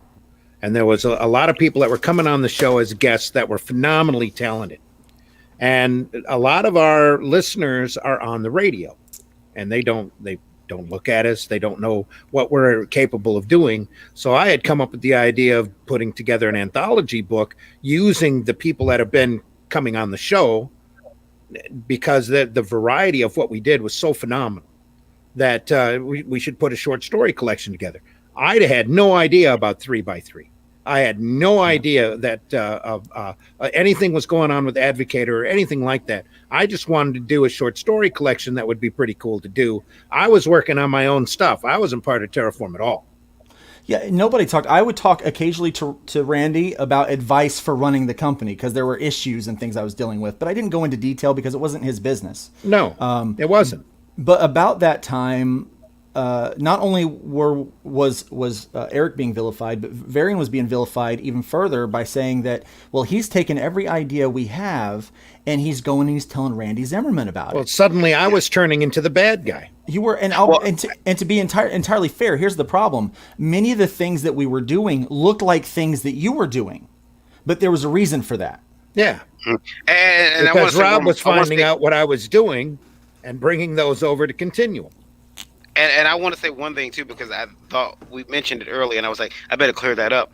When Randy said that he had seen the Terraform logo, he'd seen the Terraform logos after the company had dissolved. I showed him what Eric had done. Oh yeah. Because it was like I didn't show him while the company was being built. I showed him after. Like, look at all the logos that Eric did. So just so we know, I wasn't showing information to him at the time. In fact, sometimes I would come to those meetings. Come out after a meeting, we started Indie Volt, and I'd be like, my head's lap, and Randy would say, "What's wrong?" And I'd say, "I just came out of Terraform meeting." He was like, "Oh, you sure you want to be there, man? you sure you want to be there?" And I'm like, "Yeah, I'm sticking there," because I was there for, Luke had asked me to be there, and I was hopeful that we could grow this company. I want to bring attention to Meredith says she may have to leave. Meredith, do you need to go? I know we've been here a long time. For our radio audience, this is a special edition of Special Issues. We're unearthing Terraform. We're talking about the rise and fall of Terraform Comics. So we're a little bit more serious than we would be normally. I'm good until about 10 after. Okay. All right. So okay. We got time then. So yeah, I just want to say that, again, there was no sharing of information, and here's where everyone should know what happens next. I think this is the important part of why a lot of those ideas that were. Well, see, Indie Volt Revolt was going full tilt, and I had already started a creators group on Facebook, and I had people that were getting ready to contribute stories. Suddenly, Rob comes in and starts going, "Hey, you got your short story for a book? We're doing a book. Got a short story? Give me a short story." So I didn't know any of this was going on until I get contacted by a frequent guest contributor to the show going, "Hey, I'm about to sign to show my short story in your book." And I said, "We haven't talked about this at all." Well, come to find out, it was going to Rob's book. Now, let me say, I didn't know any of this was happening. And I don't think Meredith knew any of this was happening. This was all private conversations like, "Hey, I'm working on this big thing. I might be able to get someone in." Yeah. And it turns out that he was sniping talent. And the reason why... He was literally taking the talent out of the Facebook group, my creators group. and contacting them and asking them to do stories for his book. And everybody thought they were doing stories for Revolt. Mm-hmm. And Just let instead that of sink in for a second. and then when it was, instead of accepting responsibility that this was being done, said, I'm going to blame this on Varian and say that they're still in. And it's like, I don't do anything. Sorry. I'm lazy. I don't have time to share information. Don't do anything. Yeah. You're running an empire. You don't have time to sit and chat with me. But I've been trying to get work done too. Plus, I've got a commercial art business that I've been doing as much as possible on the side, which I've pared down now thanks to Arrow Comics. But anyway, it's another story. But so anyway, what happens out of the blue? Suddenly, Russ Leach is involved with Continuum. Yeah. I asked Russ what Russ tells me. Yeah, I'm part of your book. I said, what are you talking about? And this was the second time that I had heard this. This is when I realized what Rob was doing. I said, Russ, no, that's not the book we're doing for Indie Volt. That's a book that Rob's associated with over at Terraform. Oh, okay. I'm sorry. Okay, so around that time, on the plus side, just so I can finish off Russ's story here, Russ felt so bad that he was associating himself, had gotten the books confused, that he ended up doing a story in advance, an original story that was in Revolt. And I had already paid Russ to do a cover for Revolt, thinking that he wasn't going to have time to do anything, because I know Russ's schedule is really tight, and he's very busy. And at the time, he was doing outside work, he's still doing outside work as well. But that's when I told Russ that, hey, look, I'm going to do Arrow Comics again. Please don't sign with anybody else. Let me take your property and give you the sweetheart deal you deserve, and knock it down into regular books in order to sell to retailers. So that agreement came to, pretty quick. But that was because Rob had already sniped him over to Continuum. Yeah, and so we were getting ready to start running a Kickstarter for this thing, and Rob had said, "Okay, well, we need to get the Kickstarter done, but when it's over on March 20th, I want to have a meeting so that we can kick out Eric." That didn't settle well with me. Why did he want to kick Eric out? Because of the Kickstarter. He couldn't triangulate with Eric, I think, is the reason why. He couldn't get Eric to cooperate. Eric wasn't taking his bull crap. He wasn't. Mm-hmm. He wasn't smelling the BS. Yeah. And so it was. I was uncomfortable with it. I wasn't going to go along with it. Mm-hmm. But about that time, Rob, starts saying, "Hey, we always said that we were going to have 7 people instead of just the 5." And to be honest with you, I could never recall that conversation. But I think I'll be honest with you, I was gaslit. It was repeated so many. Yeah, remember when you said this and that, and that. You don't remember having that conversation? I don't remember that conversation. I don't remember the conversation. But I was like, well, maybe we did. Okay, I know I was busy. He's like, yeah, you're really busy with church and and this and all that kind of stuff. And so it was like that. Now at this time, I still kind of thought Rob was my friend. We were buddies. We hung out. We'd meet up sometimes. I honestly thought we were friends. I didn't realize how much I was being played in this situation until retrospect. But we had not agreed that we were going to add more people, but we did in this moment. We agreed, let's add a couple new people in. One of those people, at this point, I was still mad at Varian. So this was right before my conversation with him, to say, hey, let's, and where we would see eye to eye. But we knew it would be nice to have additional people bring in some creative, input. And so, let's add a couple of people. And so we invited C. Michael Lanning and Mike Seeley to join the group for a probationary period for 90 days to see how they work with the group.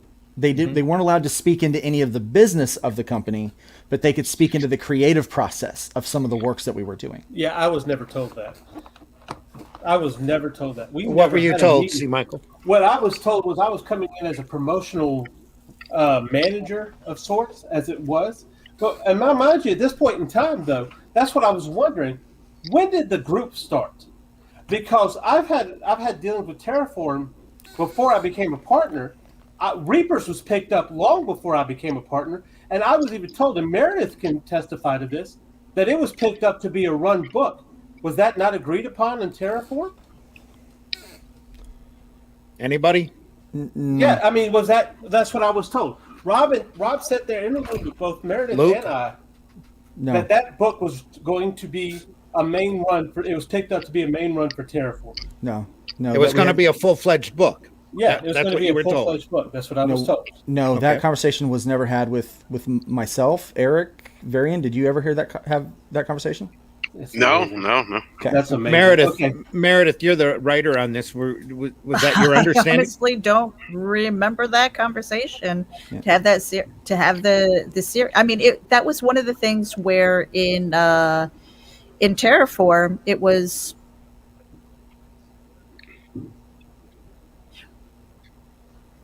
It was one of those things where I believe it was a moment of opportunity, because we had been talking about the stories. And so I think that might have been rolled in. What, the fact that you might be a full-fledged book later? Yes. Well, to answer the question, you didn't know when Terraform started. 6/25 of 2020 was the official date that we filed and got our incorporation. Yeah, and Okay. Reapers didn't happen until months later. That's absolutely right. However, we were part of the group. You and I were together on the group. That group happened in October of 2020. Yes. During that point in time, I was rushed to get that book, to get those pages done. We were rushed to the end of December, and he had told us that it was picked up to be the first run of a first run book. Well, that must have That's been what the I'm group asking. that he called Terraformed Comics. That later became the Continuum group, where he was trying to develop talents to be put into the Continuum. So he was already spun off on his own as his own boss on this at this point, That's what I'm saying. It's Right. like- behind the it's becoming- scenes of the group. Before I even knew he was. Okay. Yeah, that I was told figured to it out us, in December. February. But that's what I mean. There were so many groups. Yeah. So There's so many much groups that it was splintering. just like, okay, where is this conversation taking place? Mm-hmm. And I was part of a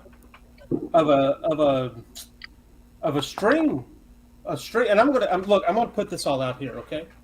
So you're gonna have to forgive me and how this is gonna go. But I was put in the middle of a string. We had I think might have been a backer pause. At the end of that backer pause, somebody made the statement that they wanted Barry and Eric out of that backer. This is before I was part of Terraform. Somebody. Now wait a minute. Who else is in this conversation with you? This was Luke right before he talked to Varian. Right before the conversation. This was before Luke talked to Varian. Right before Luke and Varian cleared the air. At this point Yeah. in time. You were This is in right you were before, in yeah. a separate group at this point, right? No, this was after a backer pause that we were Okay. we were all part of. So right. so at that point in time, I was approached to be a partner of Terraform. I honestly did not want to be a partner in Terraform because already the hostility of that company was already leaking out. I mean, after all, I was behind the scenes. I was not even considered at that point in time to be a partner, and I could already see. Well, when I was called to be a partner, I asked about that, and I was told that was handled. Luke called you to be a partner? No. No. Rob called me, and I'm not talking about Rob a wasn't messenger. editor in Now, chief of Terraform at that point. Rob No, didn't and have the authority. I talked did to he? Mike Seeley to be a partner, and I do recall after that. It's like we're looking, and this is when we had sufficiently been gaslit to believe that we had agreed that we were supposed to add 2 more people to the group, and Varian and Eric were solidly vilified to at least Meredith and I. And then the conversations, and then so in the moment you like, oh, I'm so frustrated because it was we had just had a conversation before backer pause, went into backer pause, and then you guys stayed afterwards, and I'm peak frustration. after we got out of that stream, that's when I was like, I need to talk to Varian. I need to talk to Eric. And so that's when we started. I'm like, I know better. I don't take word for it. Let's figure out what's going on and get to the bottom of this. Meredith? And, to kind of piggyback on that, looking back, again, this is what we're doing. We're kind of looking back on the experience, is that these were more opportunities for triangulation, more opportunities to separate, to move the board, move the pieces around the board for what? For one person to have all the keys. Yeah. I actually have here, when I was added to the group, I do have the message here of what my title was and what it was here. And it's actually going to confirm some of the stuff that they have actually said. What's the date? Okay, this date is on February 11th, 2021. Okay. February. Go ahead. Go ahead. Okay, so Mike Seeley, this is from Rob now. I would like to make that. Okay, so Mike Seeley will be announced tomorrow as head of marketing for Terraform, and C. Michael Lanning will be named head of promotional materials. We need a headshot from you, Seeley, and we share blah blah blah, talking about my being on live shows. Now, of course, these titles do not mean you are limited to your titles. We all work together to cultivate the nest of products for fans and readers. We rise together and will make each other stronger with creative support. And like I said, I asked that question. I said, what am I supposed to do as quote unquote promotional materials? Because when I was asked to be a partner, this title was not presented to me. This is the first time that I ever received this title. And I asked, what does that mean? Oh, well, you're already doing it. You're sharing stuff, so you're already doing it. No, the conversation was that you would come on to help because Eric was now handling colors for us and other stuff, but we also needed stuff done for the website and we needed stuff done for social media. And so the idea was that you would help with creating promotional material for those ideas, for those avenues. And Seeley actually had a marketing background, and so his main role was to go around to comic shops and try to get us set up in the comic shops. So he was your retailer liaison. Yeah, marketing. Yeah. Fun title. Yeah. Yeah, so that was kind of pushed out to where this is what you were going to do, and it was never really given a job what that actually meant, promotional materials. Because to me, promotional materials would be putting together advertisements, putting together, like you said, like websites and things of that nature. And at this point in time, I've already agreed to work with Arrow when I was approached by this, but that was the conversation I had. Let's pull back on that just a little bit, because when you applied to Arrow, I put out an open call looking for unique cartoonists. That's correct. In order to work on product. When you applied to Arrow, I had no idea really that you were connected with Rob until after I had seen your stuff. Right. And as we were setting up our initial interview and talk, I'm like, I told you at the time, look, I don't want to have anything at all to do with Rob. And by this point, Rob had severed from Indie Volt, had long been gone. And there had even been a time that I ended up sharing a meme that Rob had posted that Rob got super hostile about and went through and called me a crab and all sorts of. I stopped all communication with Rob. I was done. After the mess with Revolt, after the mess with this other person that told me that had gotten his wires mixed up, after this problem with Russ, I was done. And I was with Rob. I didn't want to have anything to do with him. I haven't talked to him since. And let me put this in here too. And when you I talked, you did not try to persuade me against Rob. No. You did not say anything in the sense of, you didn't even go into all of that with Rob. I told you at the time I wasn't going to go into it with you. Absolutely. It's drama, and we need to work. This was not persuaded by you. Yeah. And I didn't join Terraform until February 11th, which is almost a month after you and I talked. But I had been a co-anchor on what was finally dubbed Weekended because there was such a, And I knew you were there, but I told you, I said, look, I don't want you to tell anybody. I don't want you especially to tell Rob, because I was familiar already with Rob stealing my anything that I wanted to do as far as Revolt went. Right. Now, see, did you even make it to the 21st? Oh, no. No, I remember your resignation. See, made it to the 16th as far. Oh, okay. No, honestly, after you had turned in your first initial set of art with me, and everything was good to go on that, I think you You tendered Right, no, 'cause a at that point in resignation time, the I'm next not day. trying, to be honest with you, I'm not trying to start a company. I'm not No. trying to be part of a company. That's not what I want to do. I want to Right. make comic books. That's it. Yeah. Now I don't want to say pressured, but pressured to join this company because of somebody close to me who believed in that company. And what was going to happen was I was going to come on to this company, but I was going to quickly step back and let my wife take a hold of things. Because what I was told in that meeting was that, oh, if I'm a part of it, so was my wife. And what By expertise, default. Anita, did you bring to the table? Me, faith in believing in the company. I loved the idea. I've been a fan of comics forever. The approach was not. It was never when I was spoken to mentioned to be a 3x3. It was basically what the advocator is. Except there would be work from creators within the group being put into it, but we would also be discovering new talent and bringing them in. And my job was going to be social media outreach and promotions, and also eventually contribution. Well, you have to take in consideration, we looked at C. Michael for his artistic ability to be able to do promotional materials.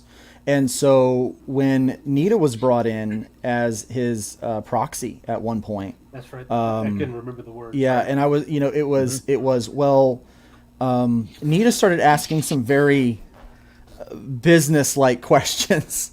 Well, I'm like, C. Michael was brought in to do work that Eric was too busy to do. Exactly. That's what I was understood. That's how I kind of understood. Eric, how busy were you?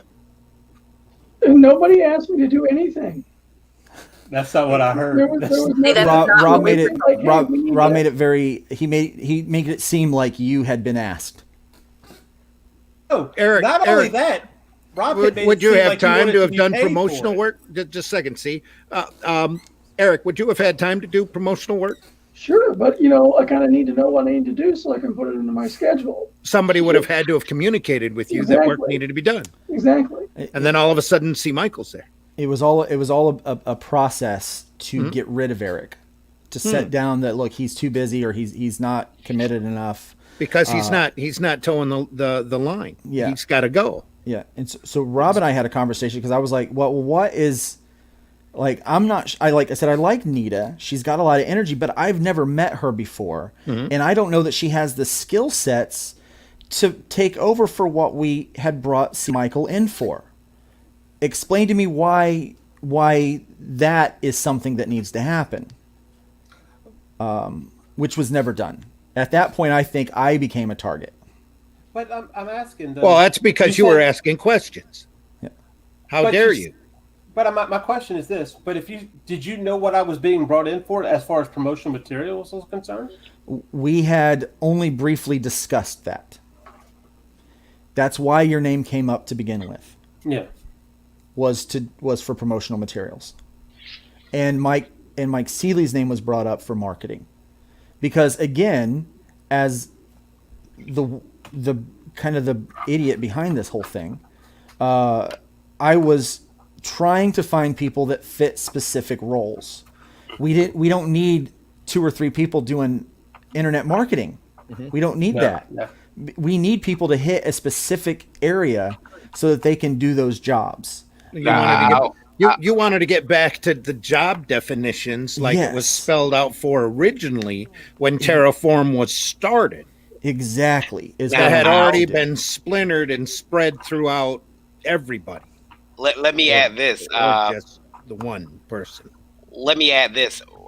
Eric and Trico and I have a guys' night, and we try to get together once every 2 months, once every month. Usually we go out for BJ's, the restaurant, not the, anyway. So glad you made that clarification. Thank you. And so we go out to this restaurant, and I remember when we had brought C and Celie on, because I looked at Eric and I said, our replacements are here. I don't know if Eric remembers that, but I said our replacements are here because Eric, did you remember that? Yes, I remember that. Okay. Because so the vibe we got, it it wasn't even. I mean, it was like, I want you to know what I'm doing. I'm bringing in two people. I'm going to get rid of you guys. So it didn't seem like that much of a shock to me, at least, when when those power plays were made. So yeah, I don't want to get too far ahead, but okay, then let's stake this. Where are we? Right now, at this point, the campaign was either starting or had started. We're kind of in that for the kind of sign up continuum stage book. for the continuum book. Yeah. We knew Rob was very intentional. Like, we want to make sure the optics are right here. We want to make sure that we get through this campaign without any issues. So nobody start anything. But on the 20th, I want to have, as soon as this is over, I want to have a meeting, and we're going to get rid of Eric. And then somewhere in the midst of that, those kind of a couple of weeks went, and it was really focused on that campaign and trying to get that to be successful. And the new contributors, Nita, we agreed to bring Nita in for that role, for whatever role she was going to play. I was told that she could be an editor, and I'm like, okay, well, if she does editing and things like that, that helps us in the process. I had talked with Eric. You were told by Rob? Yeah, and I talked with Eric at this point, and I knew that Eric was free to do the things that we brought Seeley in to do. So we had a conversation through Messenger. I had talked with Varian, and we were cool with things. And so in my mind, I knew that he was going to try to get rid of Eric. I wasn't going to vote in that sense. I know Varian wasn't going to vote in that sense. And so there was 3 people to vote no for that, and 2 people probably would have voted yes, assuming, because Rob made it very clear that Meredith was on his side with this in every conversation that I had. And so I figured Meredith and Rob will vote to get rid of Eric, but the 3 of us aren't. And then at that point, we need to turn our fingers towards the triangulation and the misdirection that Rob has been going. And we need to deal with Rob as being the problem that he's been in the company. Running off Brian, who was a fantastic contributor. In fact, one of the first people to actually produce a script that would have gone into the 3x3. Okay. And how all of that stuff took place. But then I started realizing that Nita's asking questions about business, and Seeley's asking questions about business. And I'm like, is he trying to get them to be a voter, to be able to vote? Because we agreed they wouldn't be able to vote yet. They were their probationary. You don't bring someone in to the company for 2 weeks and then let them vote on a founding member being able to be in the company or out of the company. That's not how this works. Now, let me rewind a little bit. Brian K. Morris had the foresight when he gave his resignation. He said, Luke, my 16% you have control of. If you need it, you can pull that out of your pocket. And I never mentioned it because I hoped to God that I would never have to use that. Okay. I had 20% of the company. Everybody else, the other members, had 16% of the company. Brian K. Morris, until the day it was dissolved, was still a member of the corporation. And so when we had meetings where it would include him, I included him because he was legally bound to Terraform Comics LLC. Okay. And it was to that point when I realized, like, oh my God, we're going to have to use this. Like, this is not going to go well. The triangulations had gotten so bad. It had gotten out of control. Yeah. It had gotten completely out of control.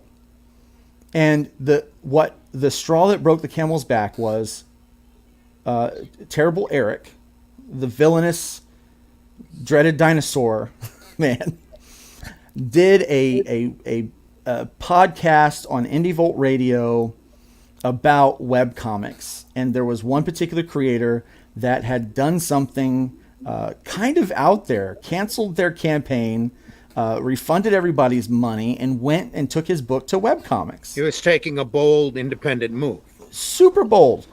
And so Eric covered it on the show. Yeah. Now I have. Well, in fact, we had already had him on Livewire. Yeah. At this point, because he popped on impromptu, because when we heard what he was going to do, we're like, what in the world? What is he thinking? What's going on here? And he was gracious enough to pop in and to pop on and explain some of his reasoning. Eric thought that was a hell of an idea because he had a webtoon show going on. Yeah. So of course he needed to come on and explain his reasoning on that web digital webbing show, or the webtoon show, which was just a natural thing to do. Yeah. Yes. What happened was he and I'll say his name, Tyler Carpenter, did a show. He decided he was going to take his talents to webtoon. He had a campaign. He canceled his campaign at $3,000. Said, I'm going to put it on webtoon for free. This Indie Vote is for the media. It's news. I might not. I like to cover everything that we can. That's news, so we covered it. Well, Eric said, "Hey, I'll do a show." So Eric did a show. It was Eric's baby. When I say, I'm not saying that shit flame. It fit the criteria of the show too. Exactly. When I give someone a show on Indie Vote, it's their show. Nita and Meredith can attest to that. You have on who you want, except for that one son of a bitch. But it's one person we haven't. Don't worry, it's not who we're talking about now. It's just there's one person that can never come on Indie Vote. Separate. And his name rounds. You don't have to name him. Yeah, you don't have to name him. And I prefer you didn't. Just go on. Yeah. So he can never come on. But the thing is, I got a message about 2 days later. The show had been up for like 2 days, I think. And it was from Rob. It was a message. And it said, nice to see that you're promoting people who hate Terraform. And I said, what people hate? What are you talking about? Who did I promote? And he says, Tyler Carpenter. And I said, what? And I'm like, he was on whatever show. People told me he was on the show, by the way. So, he hadn't even verified. People. Yeah, people. Again. So, I'm like, look, bro, I'm not going to tell you who to have on your show at all. I don't tell you to have on your show. You can't tell me who to have on mine, but that's Eric's show, and Eric's allowed to have on that show whoever he wants. And this was already months after he had told Meredith that you had served him with a cease and desist. Right. And he had to pull all of his programs, and Meredith had to pull all of her programs off of Indie Vote. Because I'm a Terraform guy, I'm a partner, and I shouldn't be fraternizing on people who think bad about Terraform. Well, here's the problem. I said, can you show me where he said anything bad about Terraform?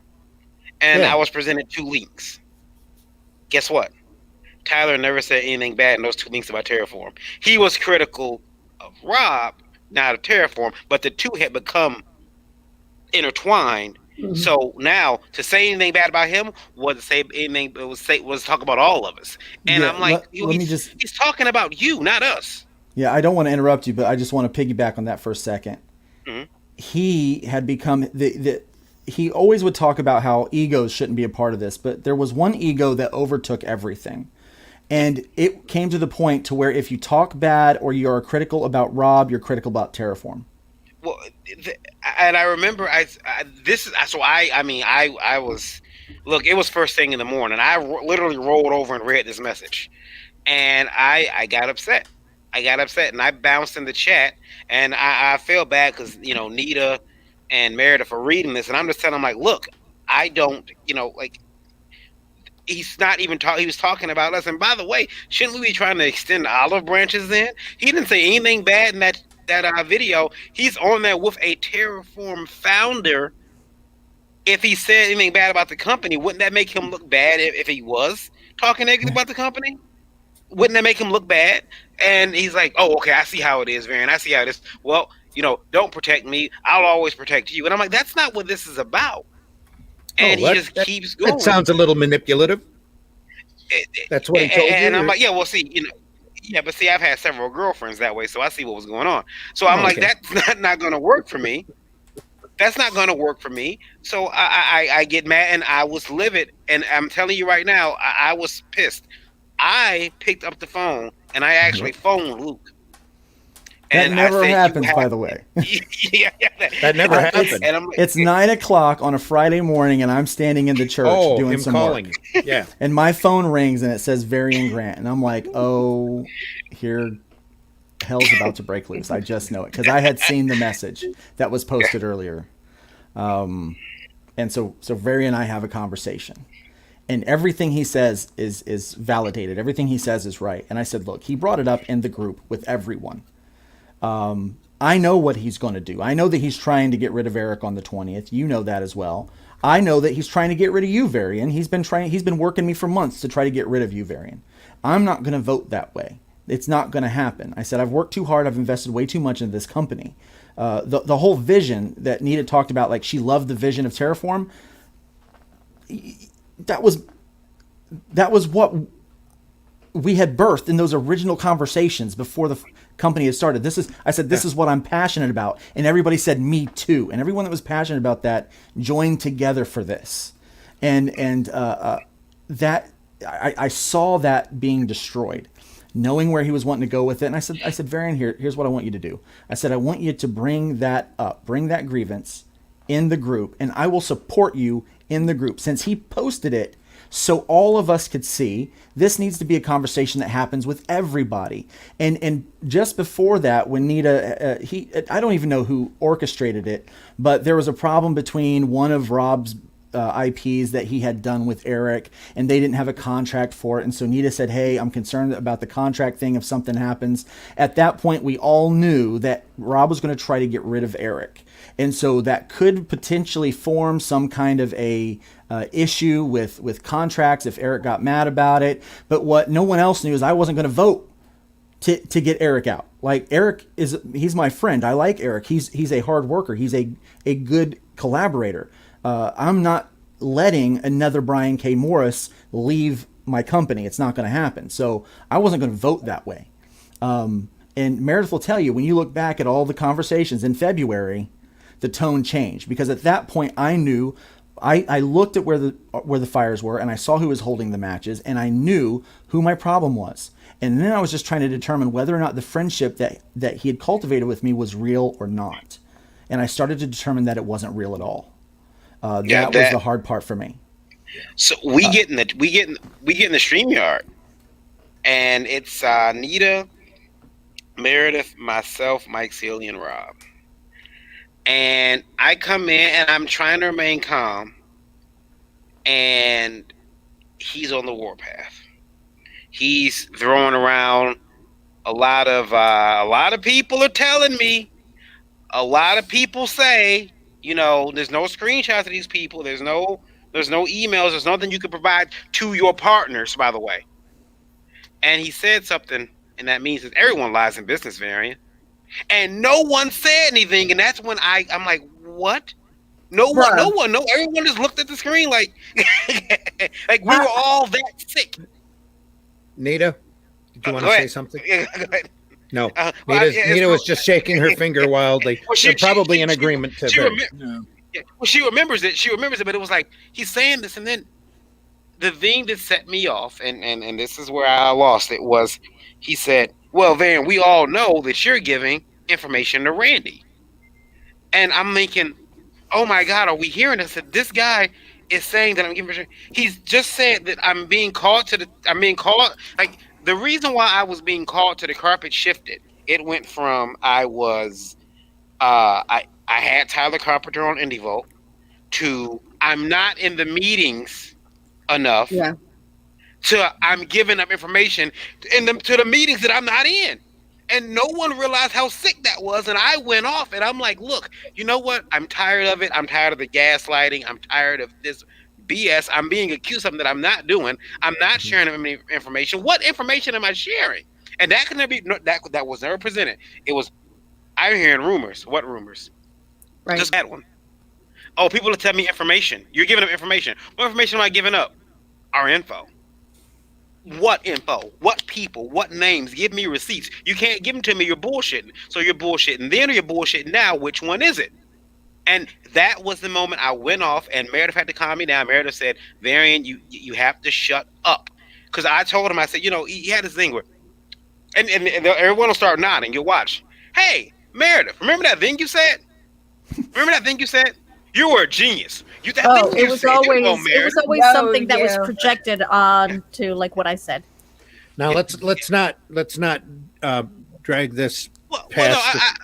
I just want to say that I know when I know you're presenting that, but let's stick when to a line here. so when I was put out, and I was definitely, I knew at that moment I wasn't coming back because he wasn't going to let us come back. When I left that chat, I knew that was it. That was it. That he was going to go try to start his own thing, because at some point it went from, well, we're going to vote Eric out, to we got to get rid of Luke, because Luke came in the chat and supported what I was saying. And it's like, we got to get Luke out. We have to get Luke out of here. He's destroying the company. And I remember saying, I'm not voting against that man out of this company. I won't do it.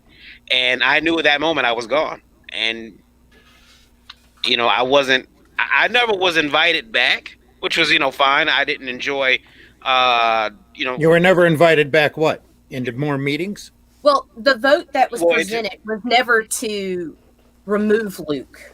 The vote that was brought forth for Luke was to take the position of editor-in-chief from Luke, because Rob felt that Luke needed to be brought down off his high horse and we needed to be equal partners. Well, suddenly Luke has a high horse. Yeah, that's how it was presented.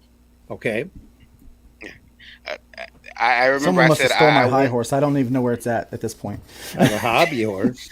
I would not vote on it, and that made me even more of a bad guy. Yeah, Varian was very upfront with me about it. Now, what Rob doesn't understand is that particular StreamYard, I was trying to get in it. I was doing work, and I was had my son at a barbershop, and it was a Friday. I was busy. I have a life, and right. These meetings get called, and crap and go on hits for the fan. hours. Yeah, and so, but I tried to get in on that, and I would get in the back room long enough to hear Rob screaming about how he's going to end Brian K. Morris and how he's going to get rid of Luke and all of these things, and just going off manic, screaming like a madman. Why? Brian was long gone. He was still vilifying everybody that he felt like contributed to it, because Brian and I were still friends. Eric and I were still friends. Varian and I still friends. I didn't have a problem with any of these people. And the common denominator was Rob, and he had to splitter you apart, though. He did, and the thing, you can't do that to me, because I'm willing to talk to people. I'm willing to talk to them if they want to talk to me. And Brian and Eric and Varian were always willing to have those conversations with me. So there wasn't any splintering there. And so I get a phone call from Rob, and Rob says, hey, I get a message. Like, he's trying to call me, and I'm ignoring it. I go out to lunch. I just need to clear my head. I know that they're trying to vote me out of my own company. I thought that Rob was a friend. I held on to the fact that he was sincere about those faith conversations that we had, where he was like, I'm questioning faith, and the whole time, you people, most of you know me to the point to know that my faith is paramount, and that every relationship I have, I want to point people to Jesus as best I can. And if people ask me, why did you work with Rob? Because I wanted him to see how a Christian behaves in business. And the whole time, in retrospect, I feel like I was being manipulated. So in that moment, I was coming to that realization that, man, I misjudged this person, and here I am in this really bad situation.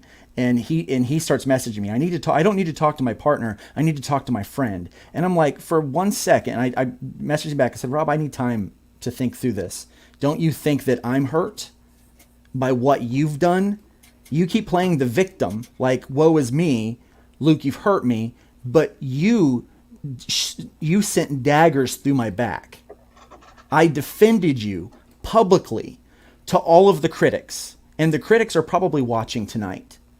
And they're probably, they knew that this was going to happen. And they told me this was going to happen. And they're probably one of the many people that's right now watching this live.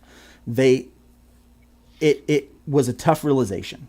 And immediately, as soon as I said, no, I'm not going to have that conversation with you right now, that's when he started this campaign to get rid of me.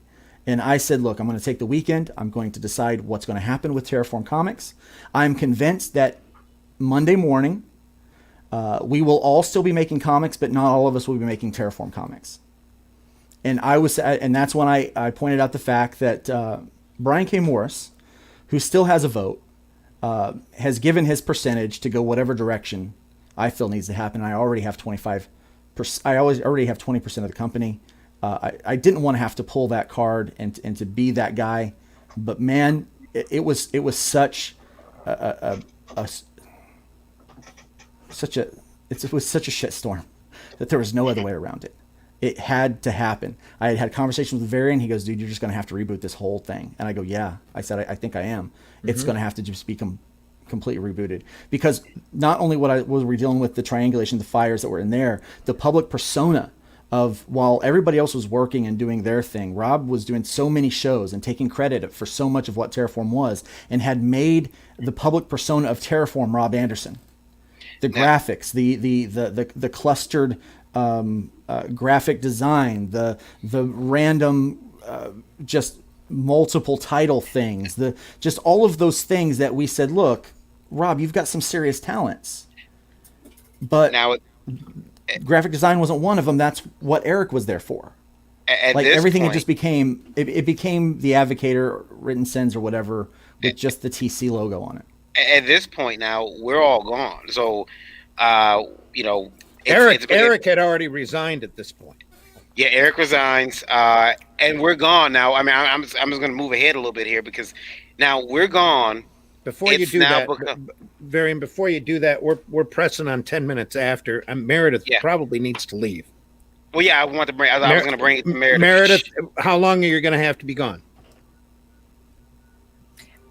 Sorry, Randy, can you repeat that? How long are you going to be gone? Are you going to be able to come back? I'm going to be gone for about half an hour, 40 minutes. Okay. Is there anything that you want to put in here in case we finish before you get back? Well, here's the thing.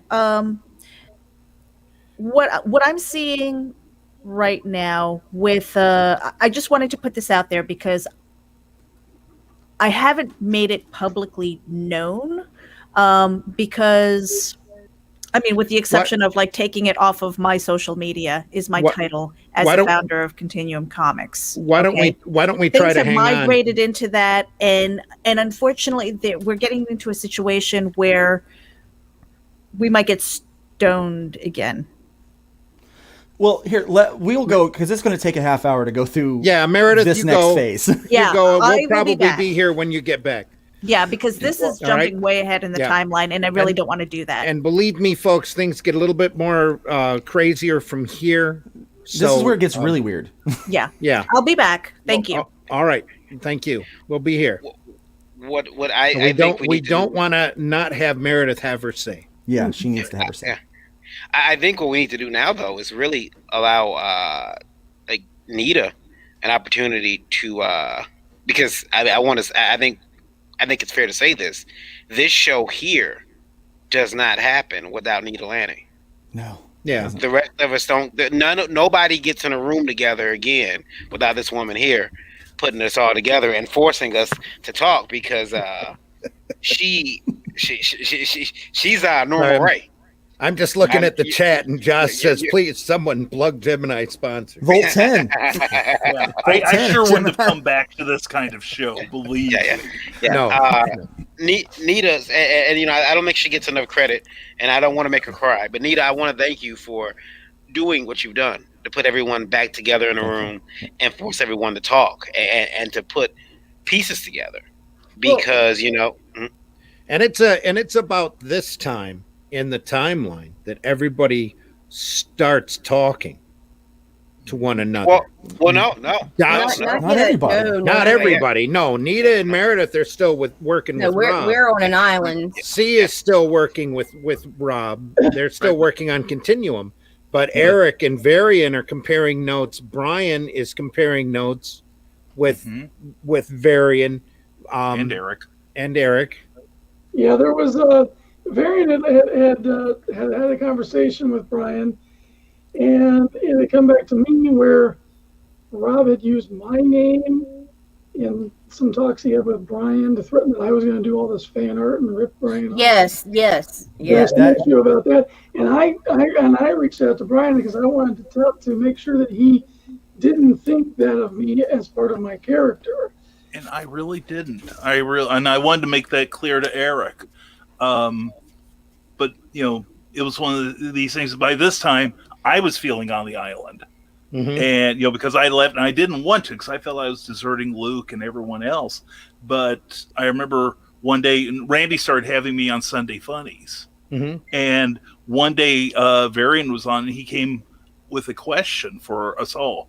Like if you knew somebody was doing something bad, would you say something?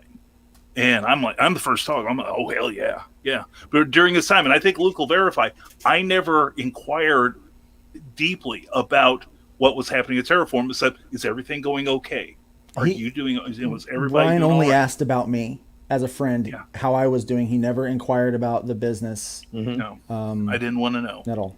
No. Yeah. But, and then the next day I get a thing from Varian, can we talk?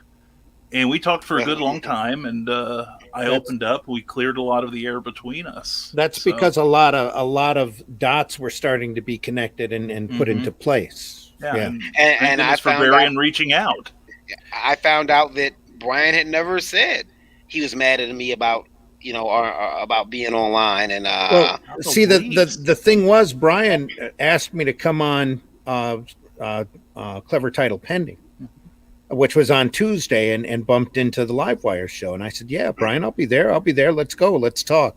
And we went way over. I mean, we got to gabbing and talking, and we were having a good time. We were having a good time. And it didn't bother me that I knew that Varian had stuff covered, and that this, it was like old comic buddies suddenly sitting here and comparing notes. Yeah. And that's the whole thing. And that's why I wanted to have Brian on Sunday Funnies, because we come from different locations, but similar comic backgrounds, similar fandom backgrounds, and to compare notes. And when those notes, go ahead. No, I was going to say, I would say this, that time was very healing.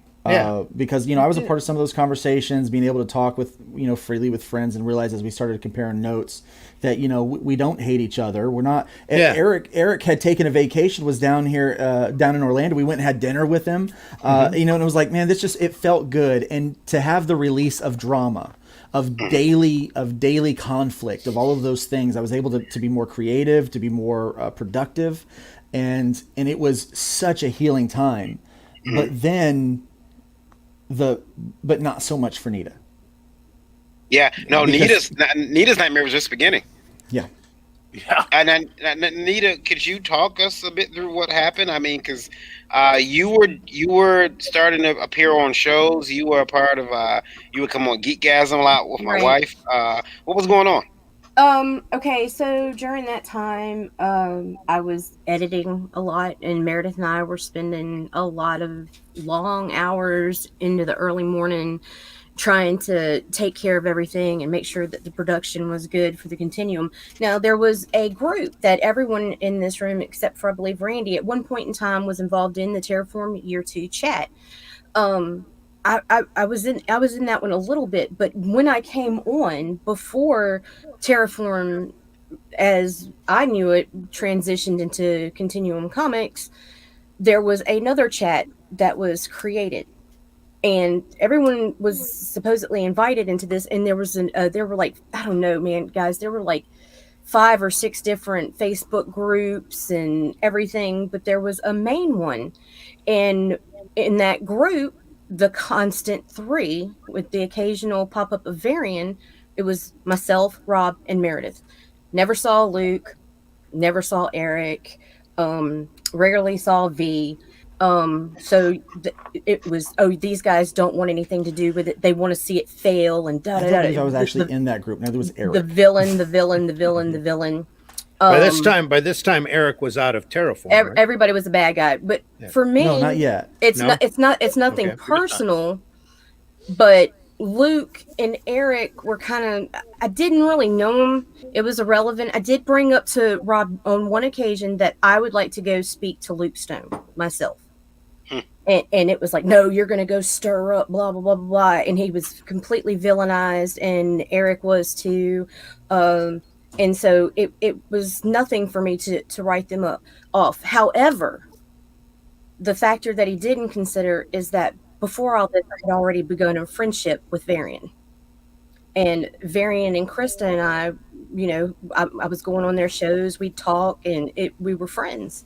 So when he started trying to villainize Varian as well, it started sending up flags. I was like, Varian's not the evil mastermind that he's being made out to be. And it's like, you don't know him, just give it time or whatever.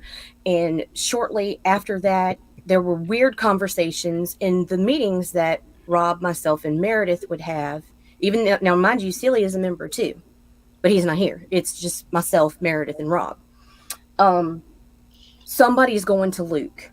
Stuff is coming back to me, and it's getting back to me word for word. So somebody within our group is going over there and talking. The very first time that happened, I had a stabbing feeling in my freaking gut because I knew that this was shifting towards me because I was the only one out of the group that was in communication regularly with anyone. Mm-hmm. So I started trying to distance myself. I started minimizing my appearances on Geekgasm. When I would go on, I would show up right before showtime, do the show, and the second we'd hit the green room, I'd be like, I gotta go take care of the kids and bail. Because before all of this happened, though, Rob had talked you and Meredith into doing a show counter programming to Geekgasm on Wednesday nights. I'm trying to remember. Oh, God, it all runs together. Am I wrong on that, Varian? No, I remember they had started. It only ran for a couple of weeks. Now I can't say that he put it in their heads to do it, but okay. They did run a show, but it only ran for like a couple weeks. That wasn't our show. That was another company. Okay. And that was on them, and it was scheduled, and I wasn't involved in it. That was a show that C was doing, but I was unable to get on Geekgasm because somebody had to wrangle the kids while that was going on. Okay. But it became a thing of like, I remember I sensed the tension with Nita because in the brief time I had known her before, and even now, Nita's a free spirit. She'll stick around, she'll talk, she'll joke. Right after the continuum was started and I was out, she didn't communicate anything to me. She would pop in the show. She was very guarded. That's not Nita. She's not like that. She was not communicating. She would pop in, show would start, show would end, she was gone. And that's how she did it, quick and dirty. And if she showed up, there started to be some points there where she just didn't show up. She said, no, I can't do it tonight, which, it sucked because you knew why. But, Right. Also at this time, though, there was some problematic legal things that were taking place. So we had right after we had basically decided that anyone that wanted out of Terraform could leave. So when Nita says that that Terraform transitioned to Continuum, it did not. No. Continuum was something all of its own. Mm-hmm. I had a decision to make. I saw it. Yeah, I had a decision to make on whether or not salvaging Terraform was going to be worthwhile. So at that point, I started having a conversation with Brian, Varian, and Eric. So the four of us started having conversations around what do we do with this corporation that we're on the hook for. Knowing that everybody else had left. And I had consulted a couple of lawyers, and they said, look, and I'd already started to get the sense that there was some things being laid down in the surface that like, oh, well, Luke is the only one that has access to the bank account, so I'm worried that he's not going to give us the money. Now, don't get ahead of ourselves. I'm actually rewinding. Well, what happened with the campaign on that Continuum book is that it suddenly switched from Terraform to Continuum. And that's what I'm talking about right now. Okay. And this is why it switched. Everybody needs to know. Yeah. So this is why. So I get consulted about that, and I'm hearing these things. And so the four of us on this side of the screen, over here on this side of the screen, we had decided with the help of legal counsel that the best thing for us to do would be to dissolve the corporation because it wasn't going to be worth trying the work that would be involved to try to reclaim the brand from what Rob had turned it into was going to be too much work. And legally speaking, we didn't want to have anything to do with what happened with the Continuum, because as soon as those two things split, when they took off and said, we're going to be Continuum Comics, it's their thing. Because I said, you can have it, because it was the Advocator. It was never the 3x3 at this point. It was not the 3x3. What I wanted to do with that was something that I was going to continue to take on and do wherever I landed. And they could just have the Advocator, the Continuum, which was the Advocator basically. And so they could continue to take that. I didn't want anything to do with it. And so one of the things that I was advised is that, well, he has contracts with people under Terraform, which is an IEN that you have the majority share of, because at that time Eric had also said, look, I'm gonna do the same thing that Brian did. Because I asked him, I said, are you interested in doing the same thing Brian did? And he goes, yeah, here you go, make the decisions that you need to make. There's the percentage. So at this point, controlling percentage of the company, if we had to make power moves, we can make power moves. Didn't want to have to, but we're there in this case. We're trying to save it, salvage, or whatever we can do with this, because it had been because of, I should have been more hands-on, but because I was so busy, it had just been ran amok. Everything had been splintered away from you. It had been splintered away from me. And looking back in retrospect, by design, that it was intentional from day one. It was like from day one that started to happen. In your opinion. In my opinion, and I believe it was. Everything indicates that. It was an intentional splintering. The odd meetings, the groups, the separation, the triangulation. So whether it was accidental or not, it looked, because of the end result, intentional. That it looked intentional. And so I was advised that you need to demand that he redoes the contracts for the Continuum so that it's under him and not under you. Right. And so during that process, that's when some people left. New things got added into the Continuum. I had to ask to have my art removed because there was going to be some more racy material, and I don't want my art published next to something else. And when it came to the art for Wolf and Fox, which Eric had colored, I paid for the lettering. I arranged to take care of the coloring for Eric. To make sure he was compensated. I covered the cost of all of that so that he wouldn't have to, when he had it redrawn, recolored, and those kind of things. Back when I assumed that on the switch from Terraform to Continuum. Yeah, and I said, look, I don't want my art presented next to the Monsters of Cosplay book. It's an adult themed thing, and I don't want to be next to adult themed because stuff. Suddenly Rob had morphed this book into what he wanted, which was a more adult book with adult content. Yeah. Okay. Well, I didn't want to have that. It's also at this point, I thought the book was done. So when Russ contacted me and said, hey, Rob says I need to sign a new contract, I said, well, Russ, we've got a gentleman's agreement for us to print Only Death Can Save Us. So if you can get out of that contract, get out of that contract. Well, so the contract was null and void anyway. Yeah, the contract would have been null and void. So. Don't sign a new one. So as the book began to change, we saw the problem there. We advised that they would just cancel that campaign and start over in like 2 weeks. It's like, you just need to cancel that. But they weren't doing that, and so they didn't do that. So we went back and we advised and said, okay, here's what we need to do. And we had the meeting, and we said on what was it, March 12th. On March 12th, there was still plenty of days to the end of that campaign. We officially filed the dissolution of Terraform Comics. I paid for that with help from Brian K. Morris. Thank you. We covered the dissolution of that, and I went to the bank and I closed the bank account that day. And that evening, I sent an email to Rob, Meredith, and kind of their group, and I said, look, we have officially voted to dissolve the company. The company is dissolved, effective today. The bank accounts are closed today.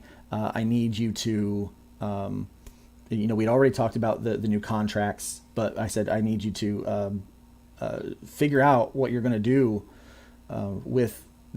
when the campaign ends. There's not going to be a place for that money to go, and the EIN that it's under is no longer void, so it can't continue the way it is. And so I spelled that out in the email.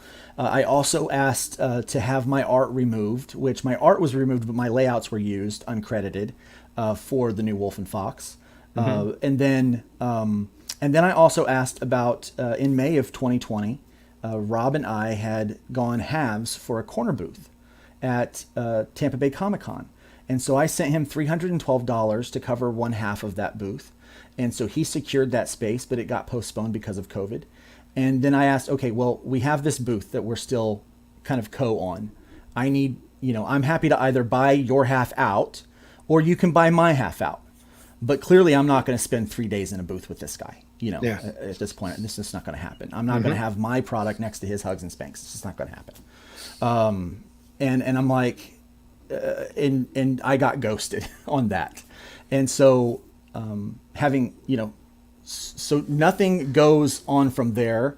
Varian, I know, is trying to get them, to consider closing down the campaign and all those kind of things, because we've talked with Kickstarter that Oh, I'm sorry. Go ahead. I shot a message to Meredith. Well, what happened for me is that I'm happy to report that LifeLock works.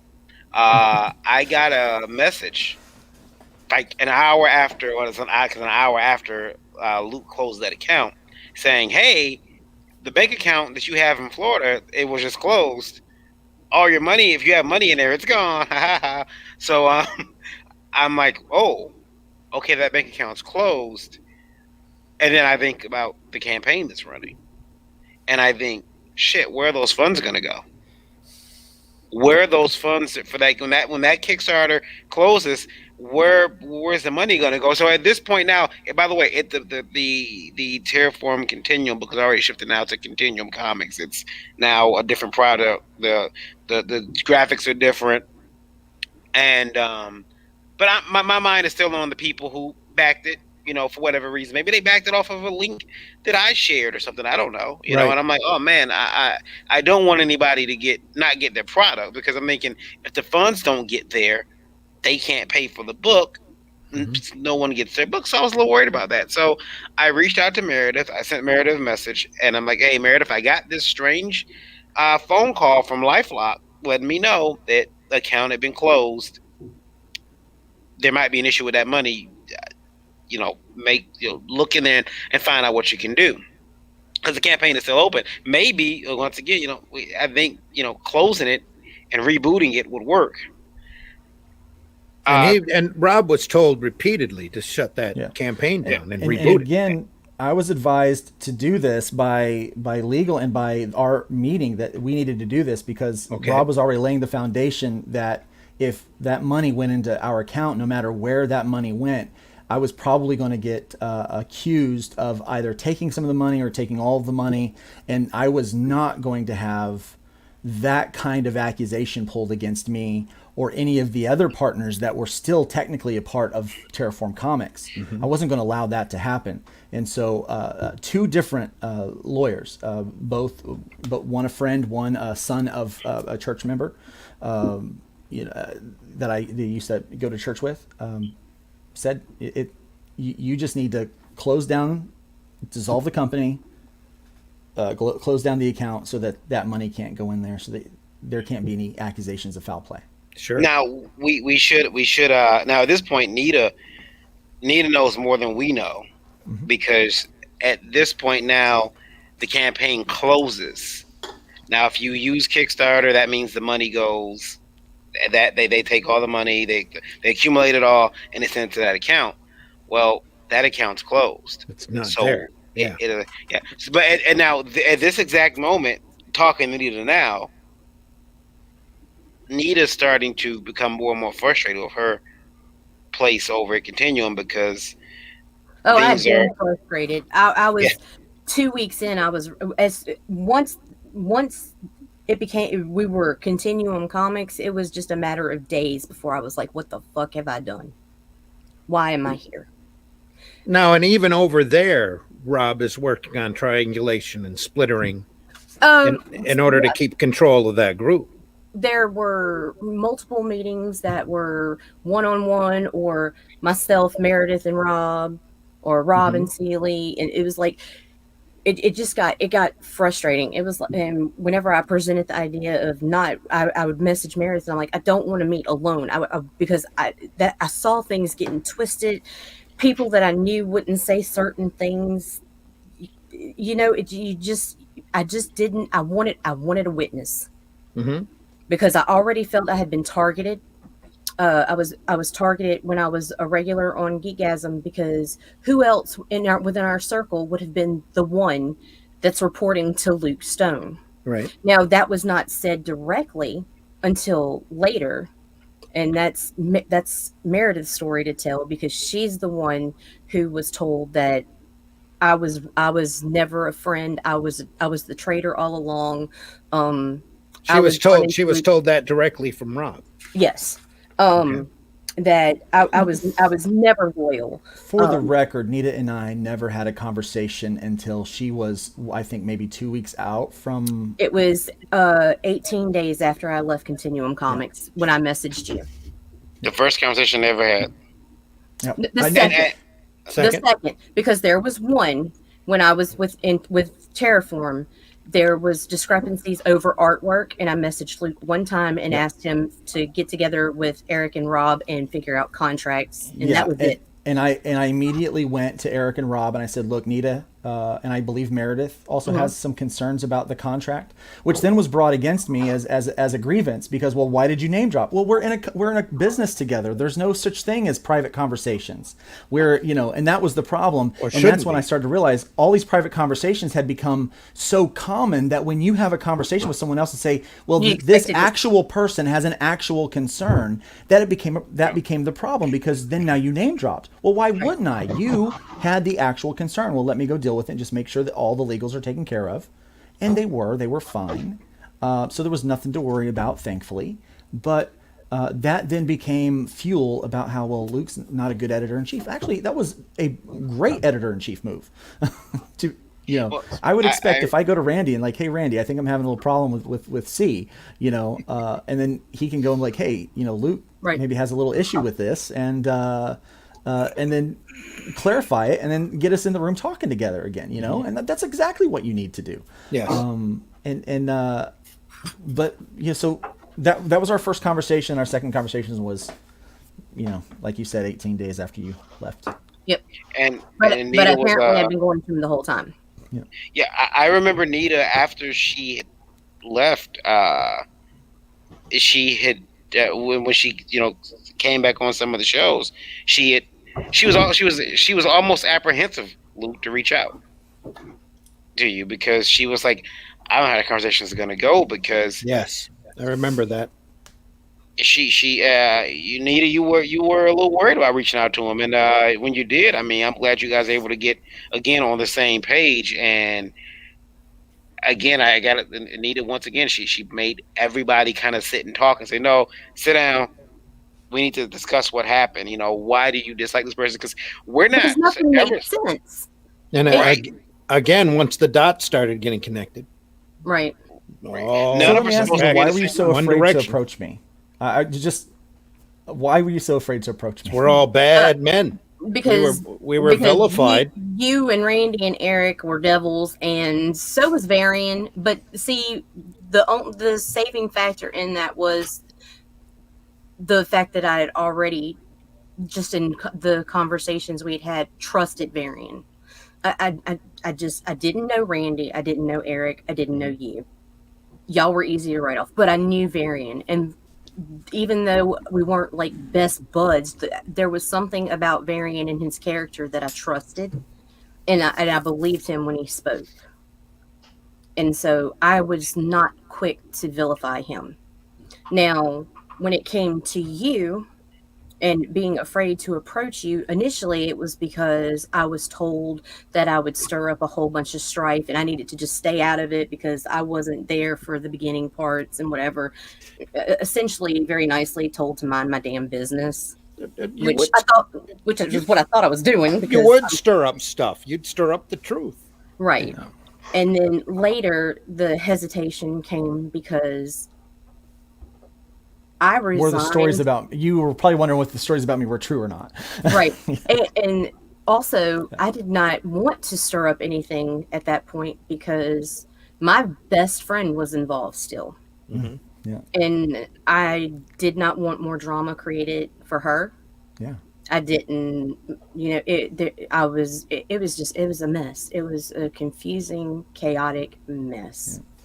Yeah. So then about this time, I know that the campaign was coming to an end. It had come to an end, and I was just waiting for the hammer to drop because I knew that that money was not going to be deposited. We knew that it wasn't going to happen. This is where it gets even. I think this is probably the strangest part, and this is where the illegal activity takes place. Right. So I was presented with an email from Rob. Again, had not heard back about the table fee for the $312 that I was hooked up with. But I heard, but got this thing, hey, Kickstarter, per your request, is going to transfer the funds over to this other account, but you need to send over this information. And there were 5 points of information. And it required a photo ID so that I could prove that, from the account who it is. It required that I have a utility bill with my name on it, which is impossible because I'm a pastor who lives in a parsonage, so there's no utility bill in my name. So that's an impossible thing to do. And the other thing would be a bank statement with redacted information, but it would still have account numbers and things like that, which I couldn't provide because as a pastor where my bank account is, I'm also, my member number is attached to those bank accounts, which have our church's investments and stuff in there. And I can't provide any information that could potentially be used as identity theft to hurt the church. I need to be a good steward. So I'm like, I'm not going to present that information. And then the last thing was I needed to hold up a picture that had Rob's full name, the name of the campaign, and said that I give over responsibility to this person. But I began to contact Kickstarter about this. And they kept rejecting all of my emails and all of my inquiries because it was coming from the wrong email address. And I'm like, no, I'm the person that you're talking about. Like, so here's what happened. And it kept getting screwed up. Basically what had happened is the Continuum Kickstarter account was made up under, Rob did it on my behalf, used our IEN number, used my bank account information. We sat on a StreamYard like this in the back room and gave the information over so that it could get happened. And then I was never given the login information. I was supposed to be, once he had all that done, he was supposed to email that to me. But when he created that account, created that campaign, I became a authorized collaborator on that, right? Well, as soon as all this stuff happened, I was taken off access from that. I had no access to that whatsoever. But now Kickstarter thinks that they're talking to Luke Stone when it comes to Terraform Comics, LLC, Kickstarter campaign for Enter the Continuum. They think they're talking to Luke Stone. They're talking to Rob Anderson. This is what I found out through many, many interactions with Kickstarter. They believe that they're talking to, but no, they're talking to Rob Anderson. And Rob Anderson is asking me to verify my identity so that he can have Kickstarter transfer funds to his other account. And I'm like, look, because at first what really threw me was that, well, no, I can't just have information from me. I'm one of 5 members of a company. So you need that same information from me, from Brian K. Morris, from Eric Hodson, and from Varian Grant, as well as Rob Anderson and Meredith Logren. You need that information from all 5 of us because it's a transfer of responsibility from the Terraform Comics EIN over to Continuum Comics. But that's not what it was. So this whole time when I'm like, look, not only do you need this information from all 5 of us, you can't get some of that information from me. And I know darn good and well you're not going to get some of that information from Brian K. Morris and Eric Hodson because their comment, and they can say it themselves, but they're like, we're not doing any favors for this guy. He had ample opportunity to cancel this campaign and to do the right thing. But was asked repeatedly. He was asked multiple times to cancel the campaign. Yep. So what's happening is, so just to clarify, so what you're saying is that there's an email out there that's Luke Stone is communicating with Kickstarter that you don't have control over. I don't have control over, and I recently found it. The email that they I was told you need to tell them that this is your email address, not my main email address that is with Kickstarter, but this other one called terraformlogistics@gmail.com. Oh, That is not my email address. I didn't create that email address. and Terraform Logistics was talking to Kickstarter. And that, as far as I know, we never agreed that that email would go on our website, would go. I don't know when and at what point that email was created, but that's the email that Kickstarter was expecting me to communicate to them and send the information to from. And I was supposed to give them that. Mike Seeley's the one that told me, hey, you need to use this email address. And that's what got me searching and digging to find out that it wasn't a matter of the EIN and the corporation that needed to provide this information, but it was a matter of me needing to provide verification of my identity as terraformlogistics@gmail.com. Now, correct me if I'm wrong, but didn't a lot of the Terraform emails, didn't they end with terraform.com, or was that not a thing? Yeah, because we had we had a .com. We never really used those though. Okay. I just wanted to make sure. I didn't know. Yeah. Okay.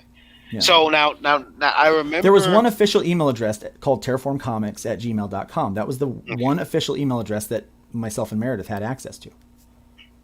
Now, I want to take it back to Nita real quick here because, again, I don't think she gets enough credit for what she did. But she,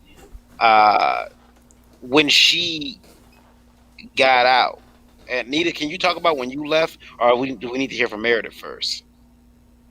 I left right before Meredith. I think it was within 48 hours of my resignation, Meredith started her process leaving. Yeah. I think what would be interesting to hear from Nita's standpoint is kind of that whole process of you guys aren't getting the money for this. Oh no, we were terrified because it came into Luke's not wanting to share information with the Kickstarter, but this is going to happen and this is going to happen, and up until the very end he was like, and I've got it under control. Well, we had already come to an agreement that if it did not kick the funds if the funds ended up kicked back to the backers, that we would come out of pocket in force and pay and cover the campaign to make sure that the backers got their books. Wow. And it did end up coming out of pocket, but it wasn't that part. I really can't. That's not Terraform related anymore. But it was a mess. It's still connected to all of this mess.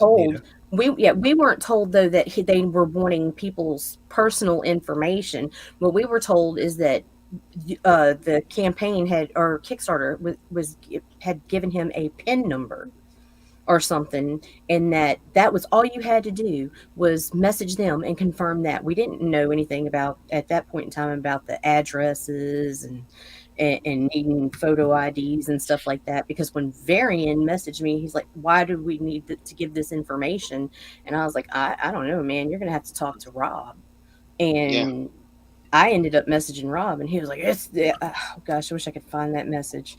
I remember it, Nia. I messaged 6-digit PIN number, and he said that's all they needed, and it was just strictly from you. Nobody else. I messaged Nita because I messaged Meredith, and I believe Meredith was in the process of moving at that point. Yeah. And so she could not be reaching. I know my message was delivered, but she hadn't read it. And so I said, well, I'll message Nita because, again, like Luke said, there was a concern that they were going to speak to all of us because everyone's name was on that EIN. Everyone's name is on that bank account. It's going to say bank account and have all these other names on there, and any company. Actually, the bank account didn't. We had trouble with that because I couldn't get everyone there because I only own 20% of the company, not 25%. I couldn't open the account without having the rest of you there. So it was an account that I opened. I meant not the bank account, the EIN, paperwork. Yes.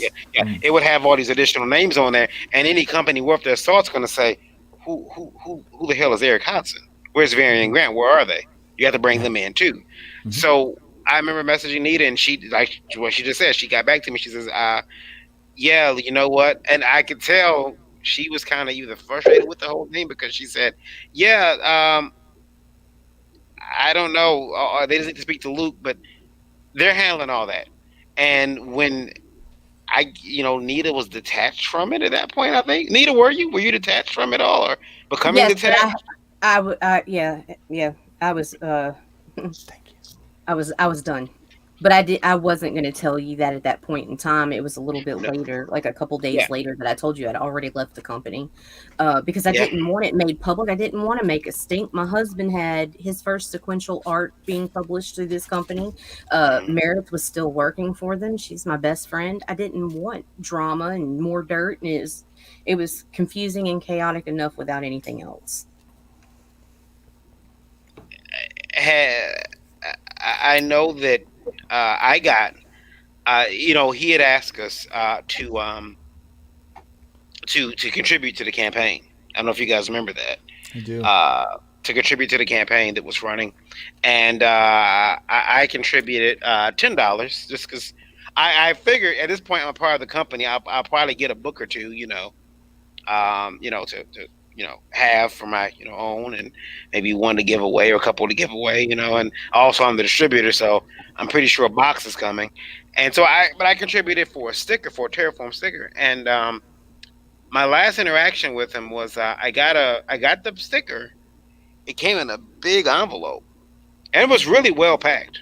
And I messaged him. I gave him credit. I said, "Hey, I feel like I might actually owe you some money because the packaging you sent this sticker in, it probably cost more to send this than the sticker because it was a big manila envelope, cardboard backing, and a baggie." And it was sticker. Now it wasn't a Terraform sticker I ordered. They had switched it over to the Continuum Comics logo. Sticker. But yeah, I was hoping to get the Eric logo so I can stick it on the back of his car at some point. But Eric did a great job on that logo. I liked it. Yeah. I really did enjoy it. yeah, I was gonna stick it on the back of his car. I really was. I was waiting to stick it on the back of his You vehicle. can still to get stick it. that Continuum sticker on the back of his car. I'm sure he'd love that. That would too. be great. He might fight me for that. The Terraform ain't gonna be. It was his art. He can't get mad at me for his art, but Yeah, that's true. he might get mad at me for that. But yeah, I mean, I got that in the mail, and I will say, look, it was the sticker. The sticker was well put together. Sticker. I messaged him. I said, hey, I kind of feel like I might owe you some extra money because the packaging alone, you sent, the sticker up here and would have cost extra money. But he said no, that was okay. He wanted to make sure got it in mint condition, and that was the last conversation that I had with him.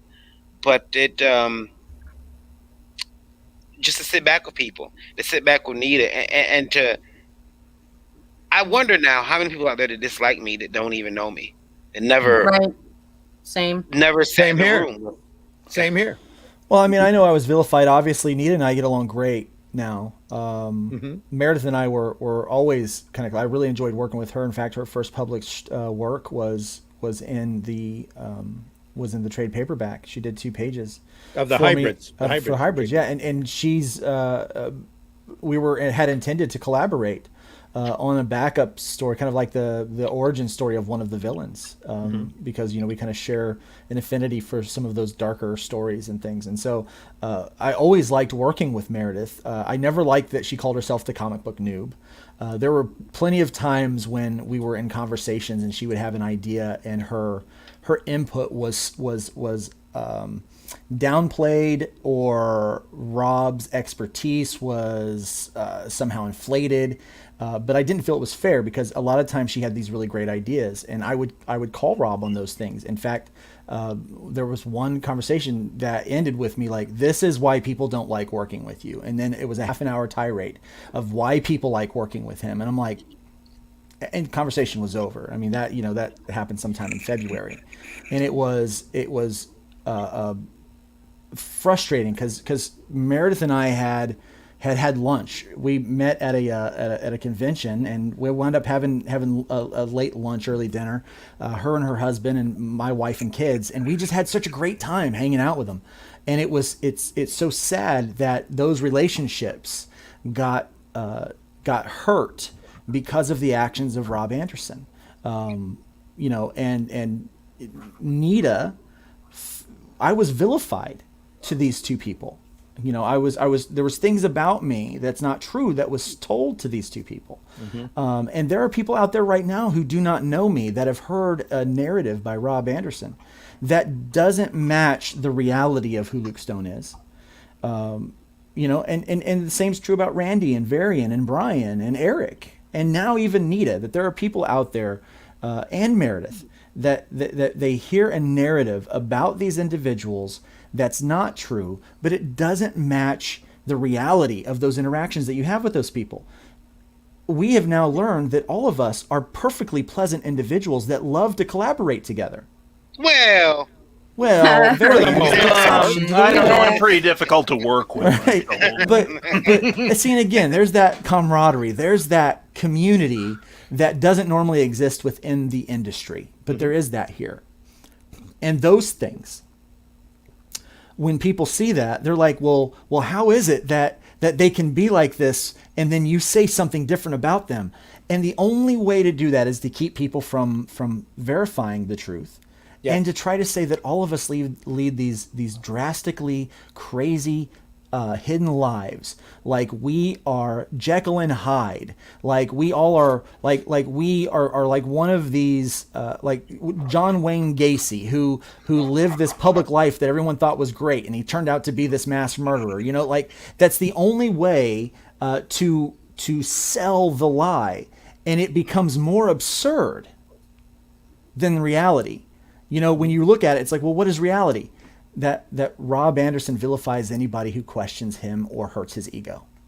Now I started working with Rob because I saw that he had potential and he had talent, and I still believe that potential and that talent is there. But I pray that one day he will allow his ego to strip away so that he can learn from the people that are around him, because he could be so much better. He could be so much more than. I take full responsibility for Terraform Comics coming to its demise. I do. Because I was the editor-in-chief, and I should have... The first problem was I should have stopped the splintering in communication. I should have done that. The second thing was as we went, like, oh, here's the second issue, here's the third issue. I should have been the one to stop all of those issues. Well, looking back on it, you know, hindsight's always 20/20, but I don't think you're responsible for a lot of what happened. I think you were taken advantage of in a lot of ways. And, you know, the splintering and the triangulation and all of that, that's not you. That's not on you. I mean, you weren't watching perhaps, but there's the instigator there who came in and decided that they were going to start running things. You know, I used to make fun of my two sisters when they would come home and they break up with a boyfriend, because they sit there and they say, I can't believe it, I don't know how I didn't see this happening. And I used to joke with them like, haha, you're an idiot, how'd you not see that guy was cheating on you? And now I get it, like, because there were things that were said to us that we just took for at face value. Someone spreading rumors about us. Brian doesn't like me. Brian's afraid we're raiding his audience. Yeah, and I respect Varian so very much, and I'll tell the world that a lot of what I do now is following Varian's example. Mm-hmm. And I'm stealing from everybody, so well, I don't. Yeah. You should see what I got planned for Thursday. Whew.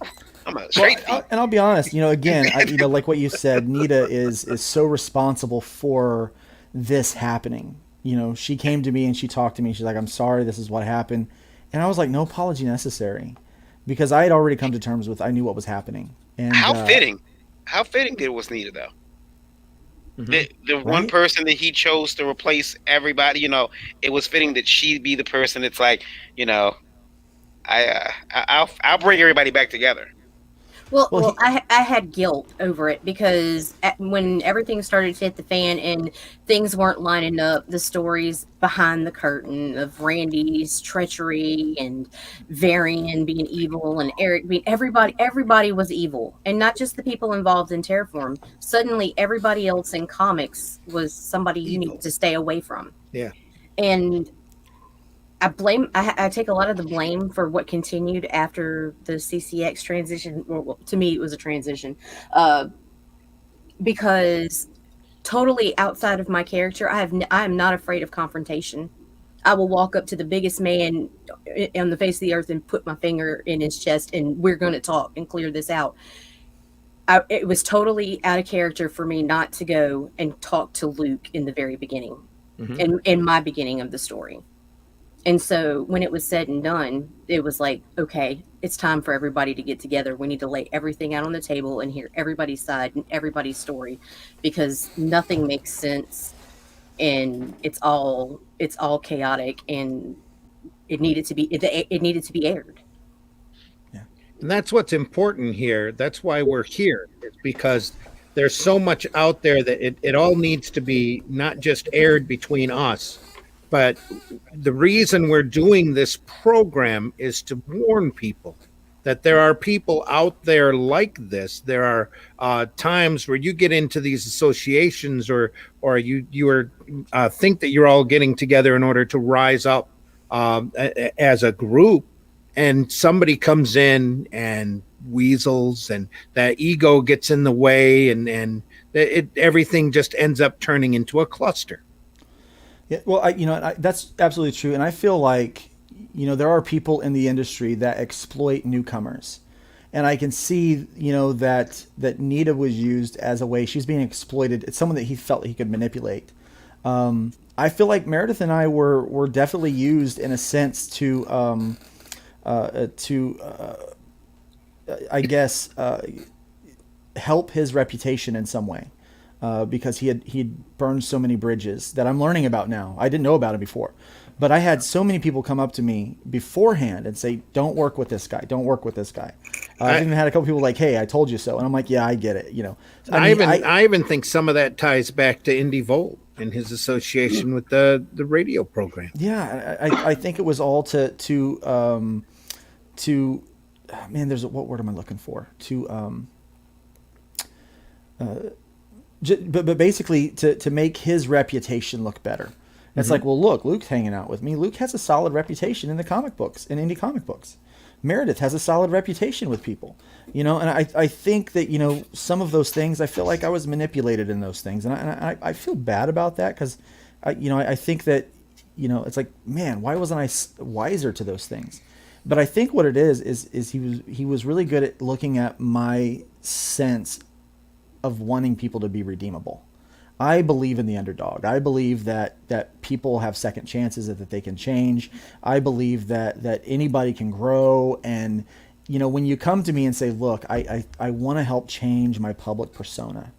I want to be, and he said, I want to take a backseat role in the company. That was what he said when he said he wanted to be a part of Terraform Comics. And I believed him. But from day one, he contradicted himself. And that's why we're sitting here today. It's not just the stuff he told you either. No, it's not. No. That's just one small. You're one of many that we're finding out as we go along and connect dots here and start communicating, which is key, with each other, and going, hey, did this? No. Did this? No. Well, what about this? No. This never happened. We're still finding out stuff that people were told that never existed, or papers that never existed, or some legal mess that never happened, or whatever. And it all ties back. Now that Meredith is back, that is splintering. Yeah, now that Meredith is back, one of the craziest things was to find out, and I don't know, but I had gotten responses to an email from Meredith. Meredith, and I found out in one of our conversations that she didn't recall ever sending that response. And I'm like, well, who did it? Whose words are these?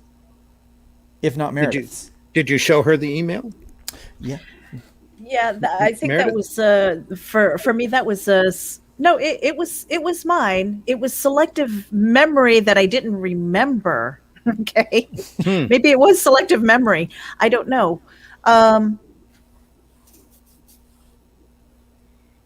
There were so many things that were going on that it's all a blur. I mean, unless I literally go back through the timeline and go, this happened, and I've done that over a course of a few weeks, months, where I've seen it, and all of a sudden I saw this break in the communication between Luke and Rob, Brian and me, and Eric. It's just like there was a point kind of early on, because I know that you were sick, and I know that you were really, really busy, and you weren't making all of the meetings that were being called to, right? So it's just like, where is this guy? Because I didn't have that relationship with you beforehand to know who you were, what you did, your work ethic, or anything like that. I had no idea. So I was just like, all right, well, Eric is just out of here. He doesn't care. And so I don't know where we are in the timeline here, because I just we're got done. back. We're Okay, done. so but for me, I think we're up to date. Nita, are we up to date? yeah. Yeah. Okay, so for me, I'm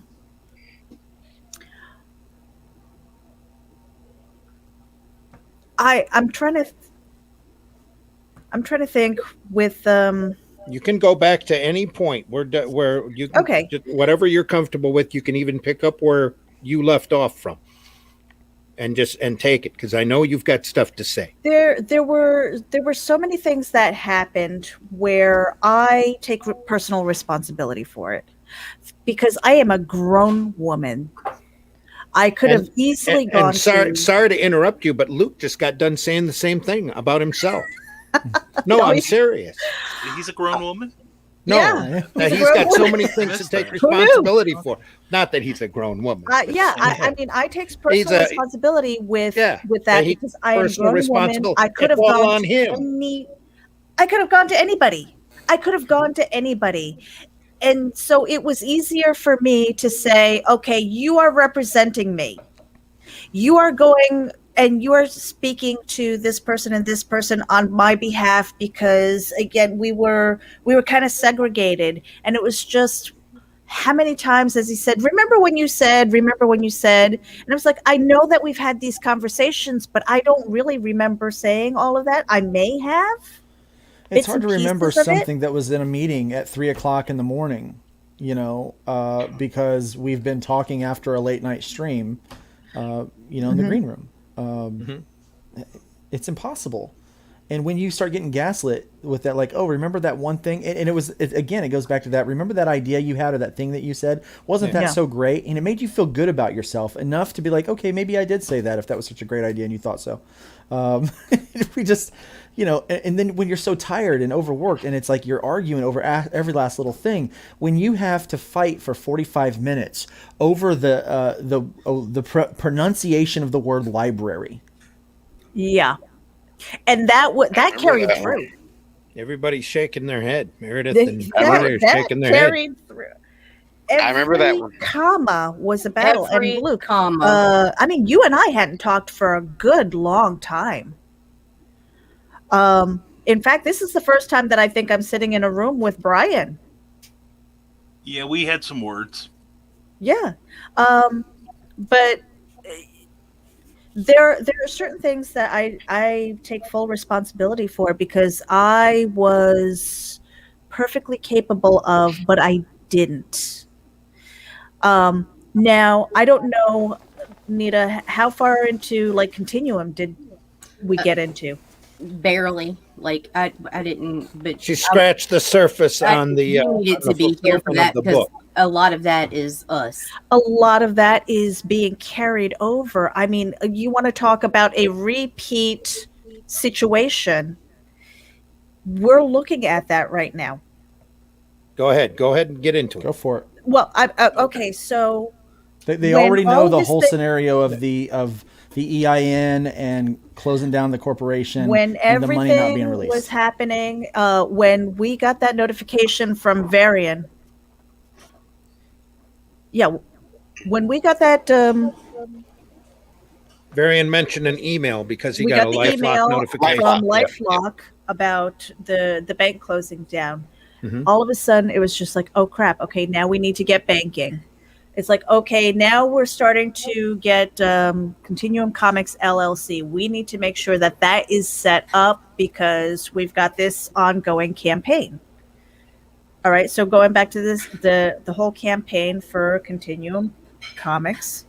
Okay, and we were being fed all of this information, like this step is going to happen, this step is going to happen, this step is going to happen, and everything that he said came to fruition except for the fact that Kickstarter never released the money.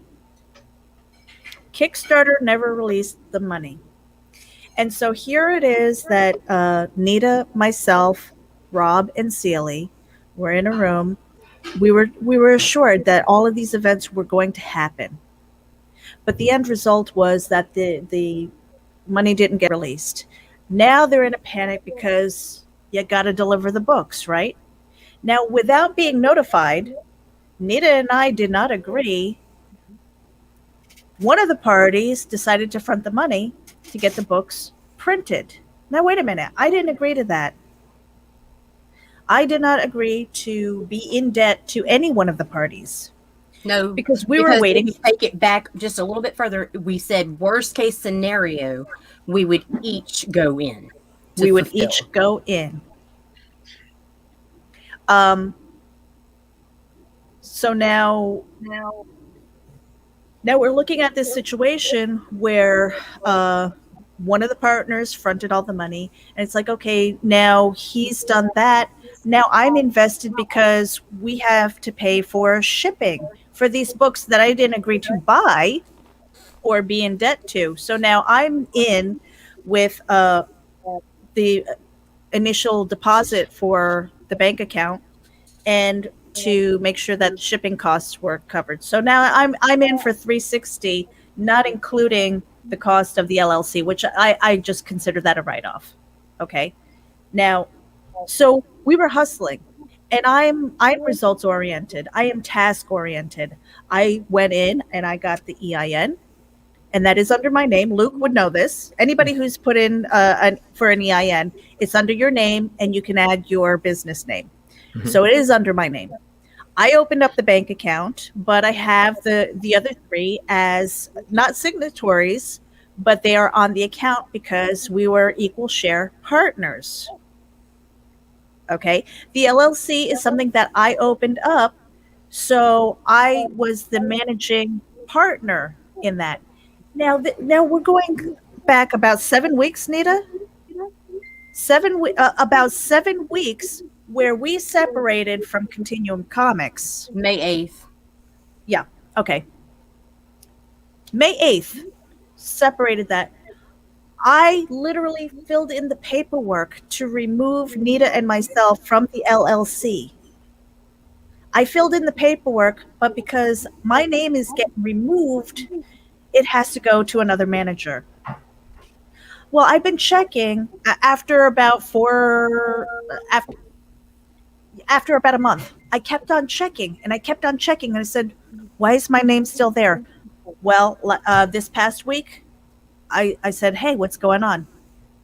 I didn't get to it. So now I am fiscally responsible. My name is all over this company. I don't want to be financially responsible for what's going on moving forward. Okay? They had 7 weeks to take care of this paperwork. And now they're doing this again. This is Terraform Comics 2.0. Because, again, I have no choice. Luke had no choice because it is dissolved into something you have no responsibility, no more responsibility for it. You have dissolved this company. You have to get rid of that fiscal responsibility because you don't have hands on it. You have no control at all. Yep. And yet your name's on it. My name is on Continuum Comics. They had 7 weeks to take care of this. And now they're getting ready to launch another Kickstarter. Tomorrow. When are you going to learn? Mm. And if this is something that you wanted to have control over, why did you not do all of this stuff yourself? It begs the question, what the hell is going on? Did he pay you And I'm any not money for the incorporation? we put in Nita, all four of us put in for the We went corporation. equally. Okay. Okay. Good. I mean, because you guys know when we dissolved the LLC for Terraform Comics. I got nothing back. I'm still in for 360 for the bank and for shipping. Yeah. Well, and I paid you and Rob Yes, back you for did. your investment. Yes, you did.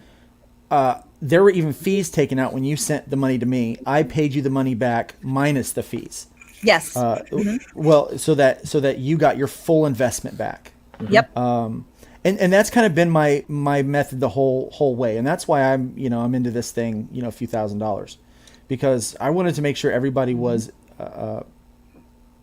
taken care of.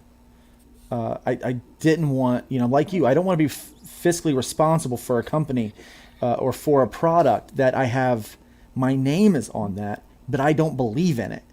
I know that you and Nita worked so hard on Enter the Continuum. I know you did. But there's still too much of that poor editorial in that project, and it's sad because you guys worked so hard. You worked so hard, and so much work was put on you to accomplish Rob's dream. To the point yeah, go ahead. I was going to say that Nita had mentioned earlier, Meredith. I'm not even sure I know, because honestly, we don't all sit around and talk about this. This isn't what we talk about. But No. Meredith? What happened like when you left? Because I know Nita said that there was a point there where it was like, okay, I'm going to drive a wedge between these two. I got to get these two separated. I don't like this Meredith Nita tag team. WWE creatives got to Nita, take that did you apart. tell them about like my 24-hour rule? No. Okay. No, but I did tell Every them ti- from about 2 weeks in. I was like, I'm leaving. I'm done. Every time Nita was just, and it was fairly early on that Nita was pretty much out of there. And I kept on telling her, I said, I think we can salvage this. I think we can salvage this. I'm like, give it 24 hours. Because I have that 24-hour rule. You let the dust settle, and you deal with it the next day when you've got a fresh mind, fresh eyes, and all of that. And she kept on going, and I'm like, 24 hours. And again, maybe a couple days later, give it 24 hours. Give it 24 hours. And the last time, she's like, I think I'm done. And I was like, okay. And she knew then that it was just like, okay. And then she was out of there the next day. And I'm like, I need to have one more meeting. I mailed that resignation within 45 minutes. She okay. did. And I said, I need to have one more meeting. I need to see what the heck is going on here. And it was that whole triangulation thing. I knew going in, because I could see the way they were sitting. They were all up like this, and they were ready. And I was basically told that I was the comic noob. And yeah, everybody up. Yeah, we all got y'all paying attention. Yeah. And they were ready. And I was basically told I was the comic noob. I didn't have any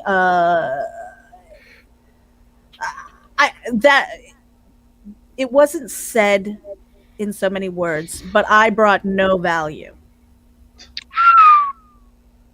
You brought no value. I brought no value. Yeah. Holy cats. Because at that point we were done. I mean, what was he going to, what could he do with me now? If I was going to, and then if I was, at that point, it was 2-1. And so that triangulation happened right there. Mm-hmm. It was Robin Seeley, and I saw the writing on the wall, and I was like, okay, I'm done. But here's what I'm going to do. Okay, I don't like burning bridges. And I said, take care of the paperwork. I'm out of here. Let this be a smooth transition. Make sure that this is all done before you move on. And it didn't happen. Why? That's not on me now. And now I am in a position where I really have to be a bitch. Okay. And Nita and I, we even said this. He's like, well, he's going to get stoned again. Guarding yourself does not. He's make gonna you a get bitch. Am I an adjective now? Taking You care of are. I'm a Luke. verb. taking Congratulations on the care of promotion. yourself is not being a bitch. Well, I knew that I was the villain in a number of stories now, but I was gonna comment on. Boulder. Yeah, I was gonna comment on how Luke's favorite Bible verse is named from Luke. I mean, that's kind of. that wasn't my favorite. I was referencing a particular verse from that But book. I want to say though, I want to talk just briefly. I know we got to get out of here and wrap this up, but I want to talk briefly about the kind of the emotional stuff because We do. It's been over 3 hours, and we've kept almost the entire audience. We deeply appreciate everybody listening. because Nita is I don't think people realize how tough Nita is. Like when she says she'll go up to the biggest guy. Underestimated. Yeah, when she said she'll go up to the biggest guy and put her finger in his chest, I believe her because I've seen her get mad, like, and get upset. But I've also seen when Nita came out of, because much to her credit, her professionalism, she had left and didn't tell anybody. She was gone and kept that shit a secret for ever until Meredith was out, and then she was like, okay, hey. And they did that. They did it like really low key. It was just they just started broadcasting their own stuff away from that platform. Mhm. And I would talk to Nita, and I would sense this. And Nita, you can tell me to shut the fuck up. You can, but there was a pain. Yeah, There sorry. was a pain. I'm sorry. There was a pain. Like there was some emotional damage done to this woman in 2 weeks. And it's like, what kind? I mean, that's effed up.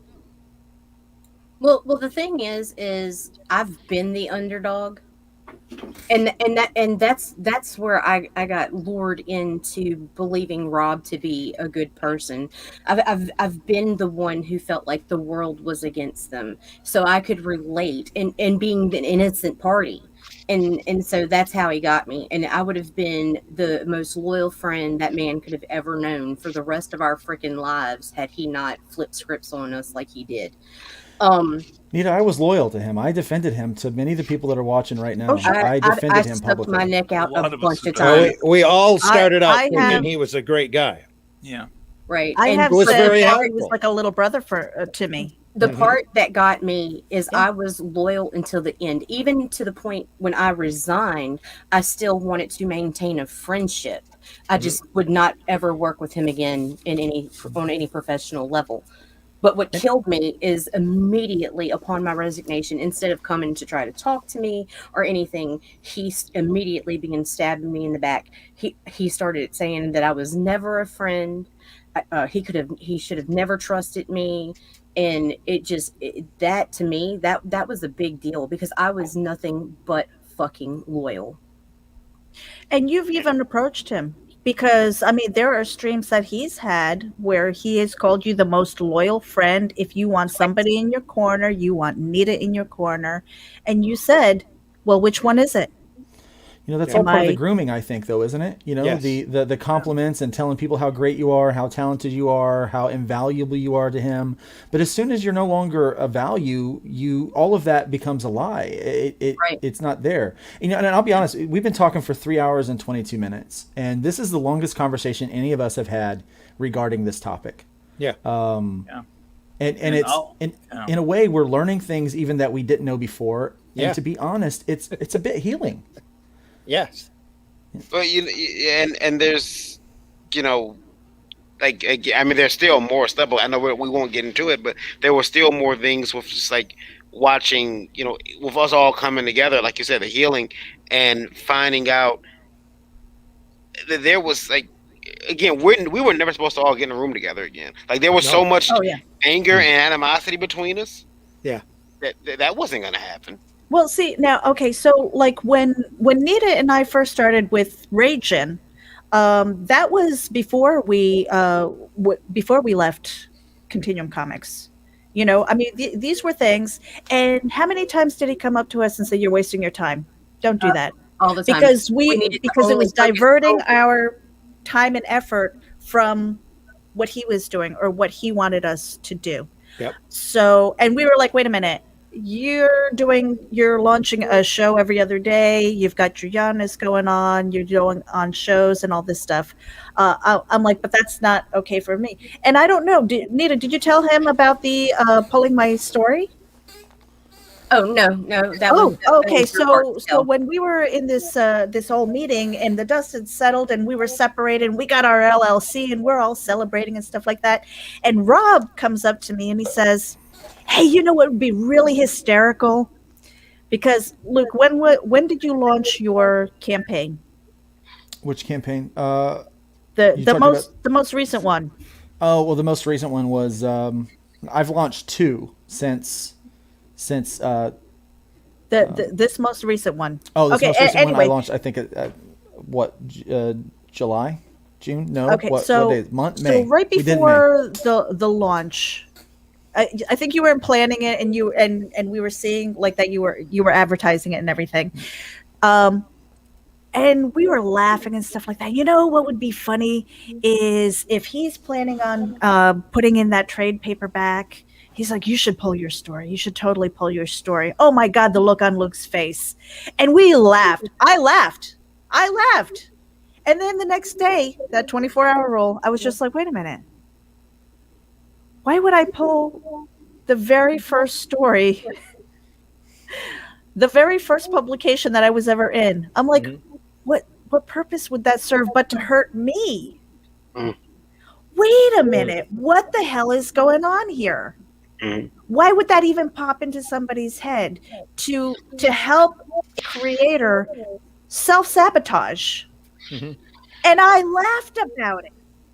Like, what kind of freaking fool am I? Let me And say thank goodness this. I didn't. That was part of your awakening. It Let me was. say this. He didn't want us collaborating anymore. I spoke earlier while you were gone that we had plans to collaborate beyond even just that 2 pages, and we still do. We've recently said, we are going to collaborate together. But here's the thing. None of us were supposed to be in the room together again, like Varian said. This was never supposed to happen. But thanks to Nita, we are. Now, some of us had been in the room with each other. I'd been in a room with Brian, and with, Randy and Varian. When it all came down and I knew that I was going to have to lose Terraform, I wanted Hybrids to go somewhere, and Randy was interested. And I was more than interested in being a part of what he wanted to create over at Arrow Comics because I was a big fan of that. But here we are. What we tried to endeavor to start with Terraform Comics, where people band together with their unique abilities and their talents and gifts to help everyone move over the finish line or to break through the walls that maybe have been holding us back. That's exactly what we're doing now, but we're not doing it under one banner. It's not, my publisher is Randy, so Arrow Comics is my publisher, but my own company is developing the IPs that I send to Randy, and if he thinks they're any good, we publish them. Right? Brian K. Morris talks about these things and still is a public face for all of these creators, not just one company, but all companies. Nita and Meredith are working on social media for multiple people. Varian is distributing multiple people, and Eric is working on art for multiple people. So we're still doing what we're doing, but we're still helping each other to get where we're going. And so it's possible. And I think the biggest takeaway is be careful who you partner with. As soon as you see the egos, get away from those and communicate your vision, communicate your hope, your where you want to go with things, and you can build that. Because right here with the 7 people that are in this conversation, 8 if you count Seeley, not Seeley, but C. Michael Lanning. C. Michael Lanning. If you count 8 if you count Russ Leach, we are on the verge of doing exactly what Terraform Comics had aimed to do. But we're all individuals, but we still work together collectively where it fits.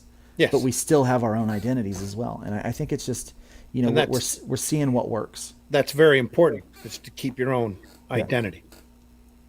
You know, that's part of that's part of the driving force for independent and alternative comics in general, is that you get to say what you want to say. You're not kowtowing to a corporate entity. You're creating your own IPs. You're printing on your schedule, on your time. You know, that's alternative. That's independent books to me. Go ahead. It should be too important to note that, you know, again, I don't think anybody here, like, we all like came together to create this company that we thought, you know, could do some good. It wasn't. I remember one of the first times that I kind of thought, oh man, it's kind of egotistical. Remember, I don't know if you guys remember this, when we first started, it was, hey, let's get some content together and release. Yeah. And I don't know what happened in between 2 days. It was, here's the name of the company. We're going out there and we're putting out this whole, we're putting out this call for talent. And it's like, whoa! I thought we were gonna go work on some books first and launch with like a title. Even if that was hybrids, this was one of them. At least one additional one, so you can launch with a book. That went out the window. That was, you know, it was, hey, we got a company here. Let's get our faces on the website. I was told long ago, when you start a company, don't put a staff up. Don't put staff up with pictures, because if those people leave, you got to go up there and rip stuff out, rip emails out, and it's a lot of work. And First thing we did. yeah, and the further it's like all my fault.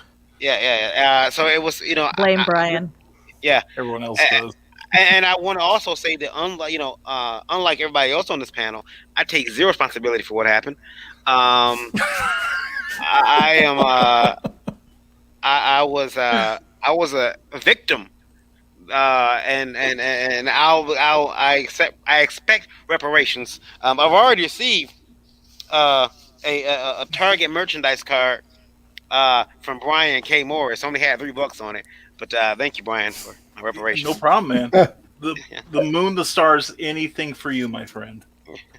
The lesson, though, everyone needs to take away from, I would like people to take away from it is, again, you know, understand when you're starting these companies, I think Nita says the best, who you're getting in bed with, who you're, you know, and talk and have these meetings. If we would have did this, then maybe there wouldn't have been a triangulation, but maybe the vote would have went the other way. Hey, you know what? Maybe you need to go because you seem to be the one holding the gasoline and the matches. Yeah. Well, what I'd like to add to this is that we throw around the word ego a lot, and that definitely has something to play in it. But I think what we can all take away from this is that this is something that goes beyond just ego. We were dealing with a narcissistic personality disorder in play. We beat ourselves up over being manipulated, but people that have this type of personality traits are masters at that. And so we need to take that into consideration when you're feeling bad about your involvement in this and how to move forward from that. This was a special situation of a very high level of malevolence in what happened from beginning to end. Because even with what I've listened to mostly with an experience with Terraform and heard about Continuum, I can go back to my early beginnings with the gentleman and see it then. He was a super fan of Dreaded Dinosaur Man when I started out, and I can go back and remember some of those things and see that he was already trying to set me up to be an art resource for him, or some way to exploit my property to elevate whatever he was doing. So it was a special kind of egotistical manipulation that goes beyond just somebody simply being selfish and wanting more than what they had. Okay. True. I did see that there was a question about what happens to all the books printed with the Terraform logo. All the books printed with the Terraform logo are mine. There was no investment from Terraform Comics in any of the books that I did. Every dollar earned and every dollar spent on Hybrids, the Sons of Gods was mine. I earned those things, or from my backers who came in, who pledged, and they got books and they've got things from that. In fact, when the book number one, when part one of The Killing Field launched, when it had ended, I was fulfilling when Terraform split, and a few of you actually had those books that went over to the Continuum, and you got those books in great condition. And I believe I sent in some extras because you were still a backer, you were still a supporter, and so all those books we're selling through them. Anything that has a Terraform logo, those things will be either reprinted with Arrow logos. The first 5 issues are being completely remastered. So they're going to be released through Arrow Comics starting in August. And so those books, if you get a Hybrids book that has a Terraform logo on it, I pray that one day it's very, very valuable for you. That's what I pray. And in turn, that'd be great for Randy and Arrow Comics as well. So, and it'd be great for Varian and Liberty Distribution as well. If those books are worth money one of these days, which means that the new books and the new distribution and the new Arrow Comics version of Hybrids is wildly successful. So that's what we're doing with those. That's what we're hoping. Yes. Yeah. I guess we can close up. Anybody else want to say anything before we go? I do. I just want to say that I appreciate that we were all able to sit in the room and have this discussion, to stay on a timeline, to share our own experience, and not. I don't feel like any of us projected anything. We laid it out on the line, like this is what happened. Yes, I think we did. And I hope that, I mean, and the reason why we stream to so many places is because of our network. It's really important for as many people to see this, because to what Eric was saying, there's a lot of narcissism there, but it's also predatory behavior. Mm-hmm. And I shouldn't be, but I am still shocked by the people who are coming out of the woodwork saying this happened to me a couple years ago. Right. And had those conversations been out in the open, if we hadn't been so quiet about it, maybe it would have saved us a little bit of heartache, or a lot of heartache. Yeah. Communication's the key here. Communication. When you're in any type of relationship, marriage, corporate, whatever, the ability to be able to talk, to compare notes at once is the key. That when you start splintering, when things start getting divided, it's so easy to play the middle against the sides, and it turns into a clustered mess. Varian, did you want to say anything? I was going to say, I am also going back trying to check with people. I mean, there's people in the chat that have showed up tonight that, I was told had a problem with me. Oh, this person said this about you. This person doesn't like you. Yeah. And I mean, I'm looking at one right now, Martin Piero, who I haven't talked to in a while. I was told that Martin disliked me.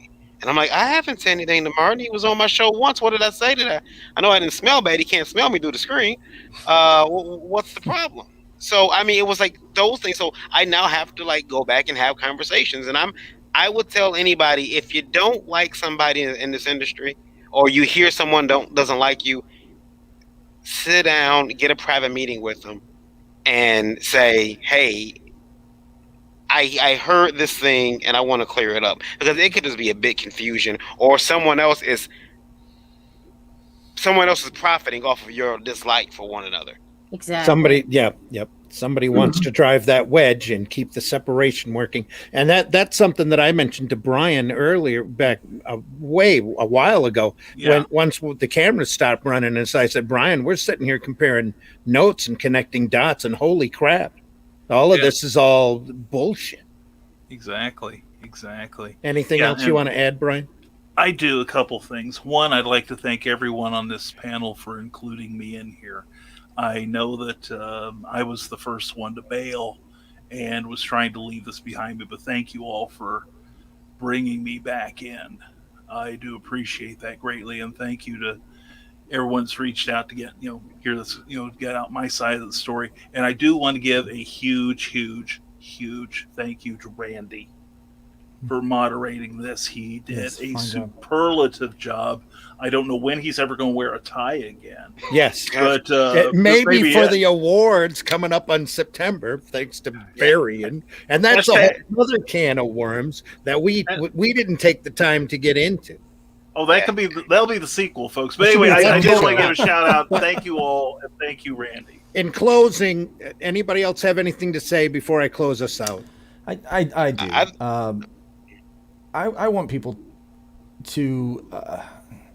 We're trying to leave the woodpile higher than we found it. Yes. This is not. I didn't want this to be an opportunity, like I said at the beginning, or kind of towards the beginning. I didn't want to do. I've been reluctant about speaking about this because I don't want to defame anyone's character, but I also want to speak truthfully because I see so many people being taken advantage of. I believed then that Rob had talent and that he had potential, and I really truly honestly believed that he wanted help unlocking those things, and I wanted to help him through that. I still believe that he can, because I don't believe that anyone is without redemption. I really don't. I will forgive continuously, but I only trust once. That is the key. That is unfortunate, but I'm so thankful that this group of people have been able to reconcile and get back into communication regularly, and to be able to collaborate with each other.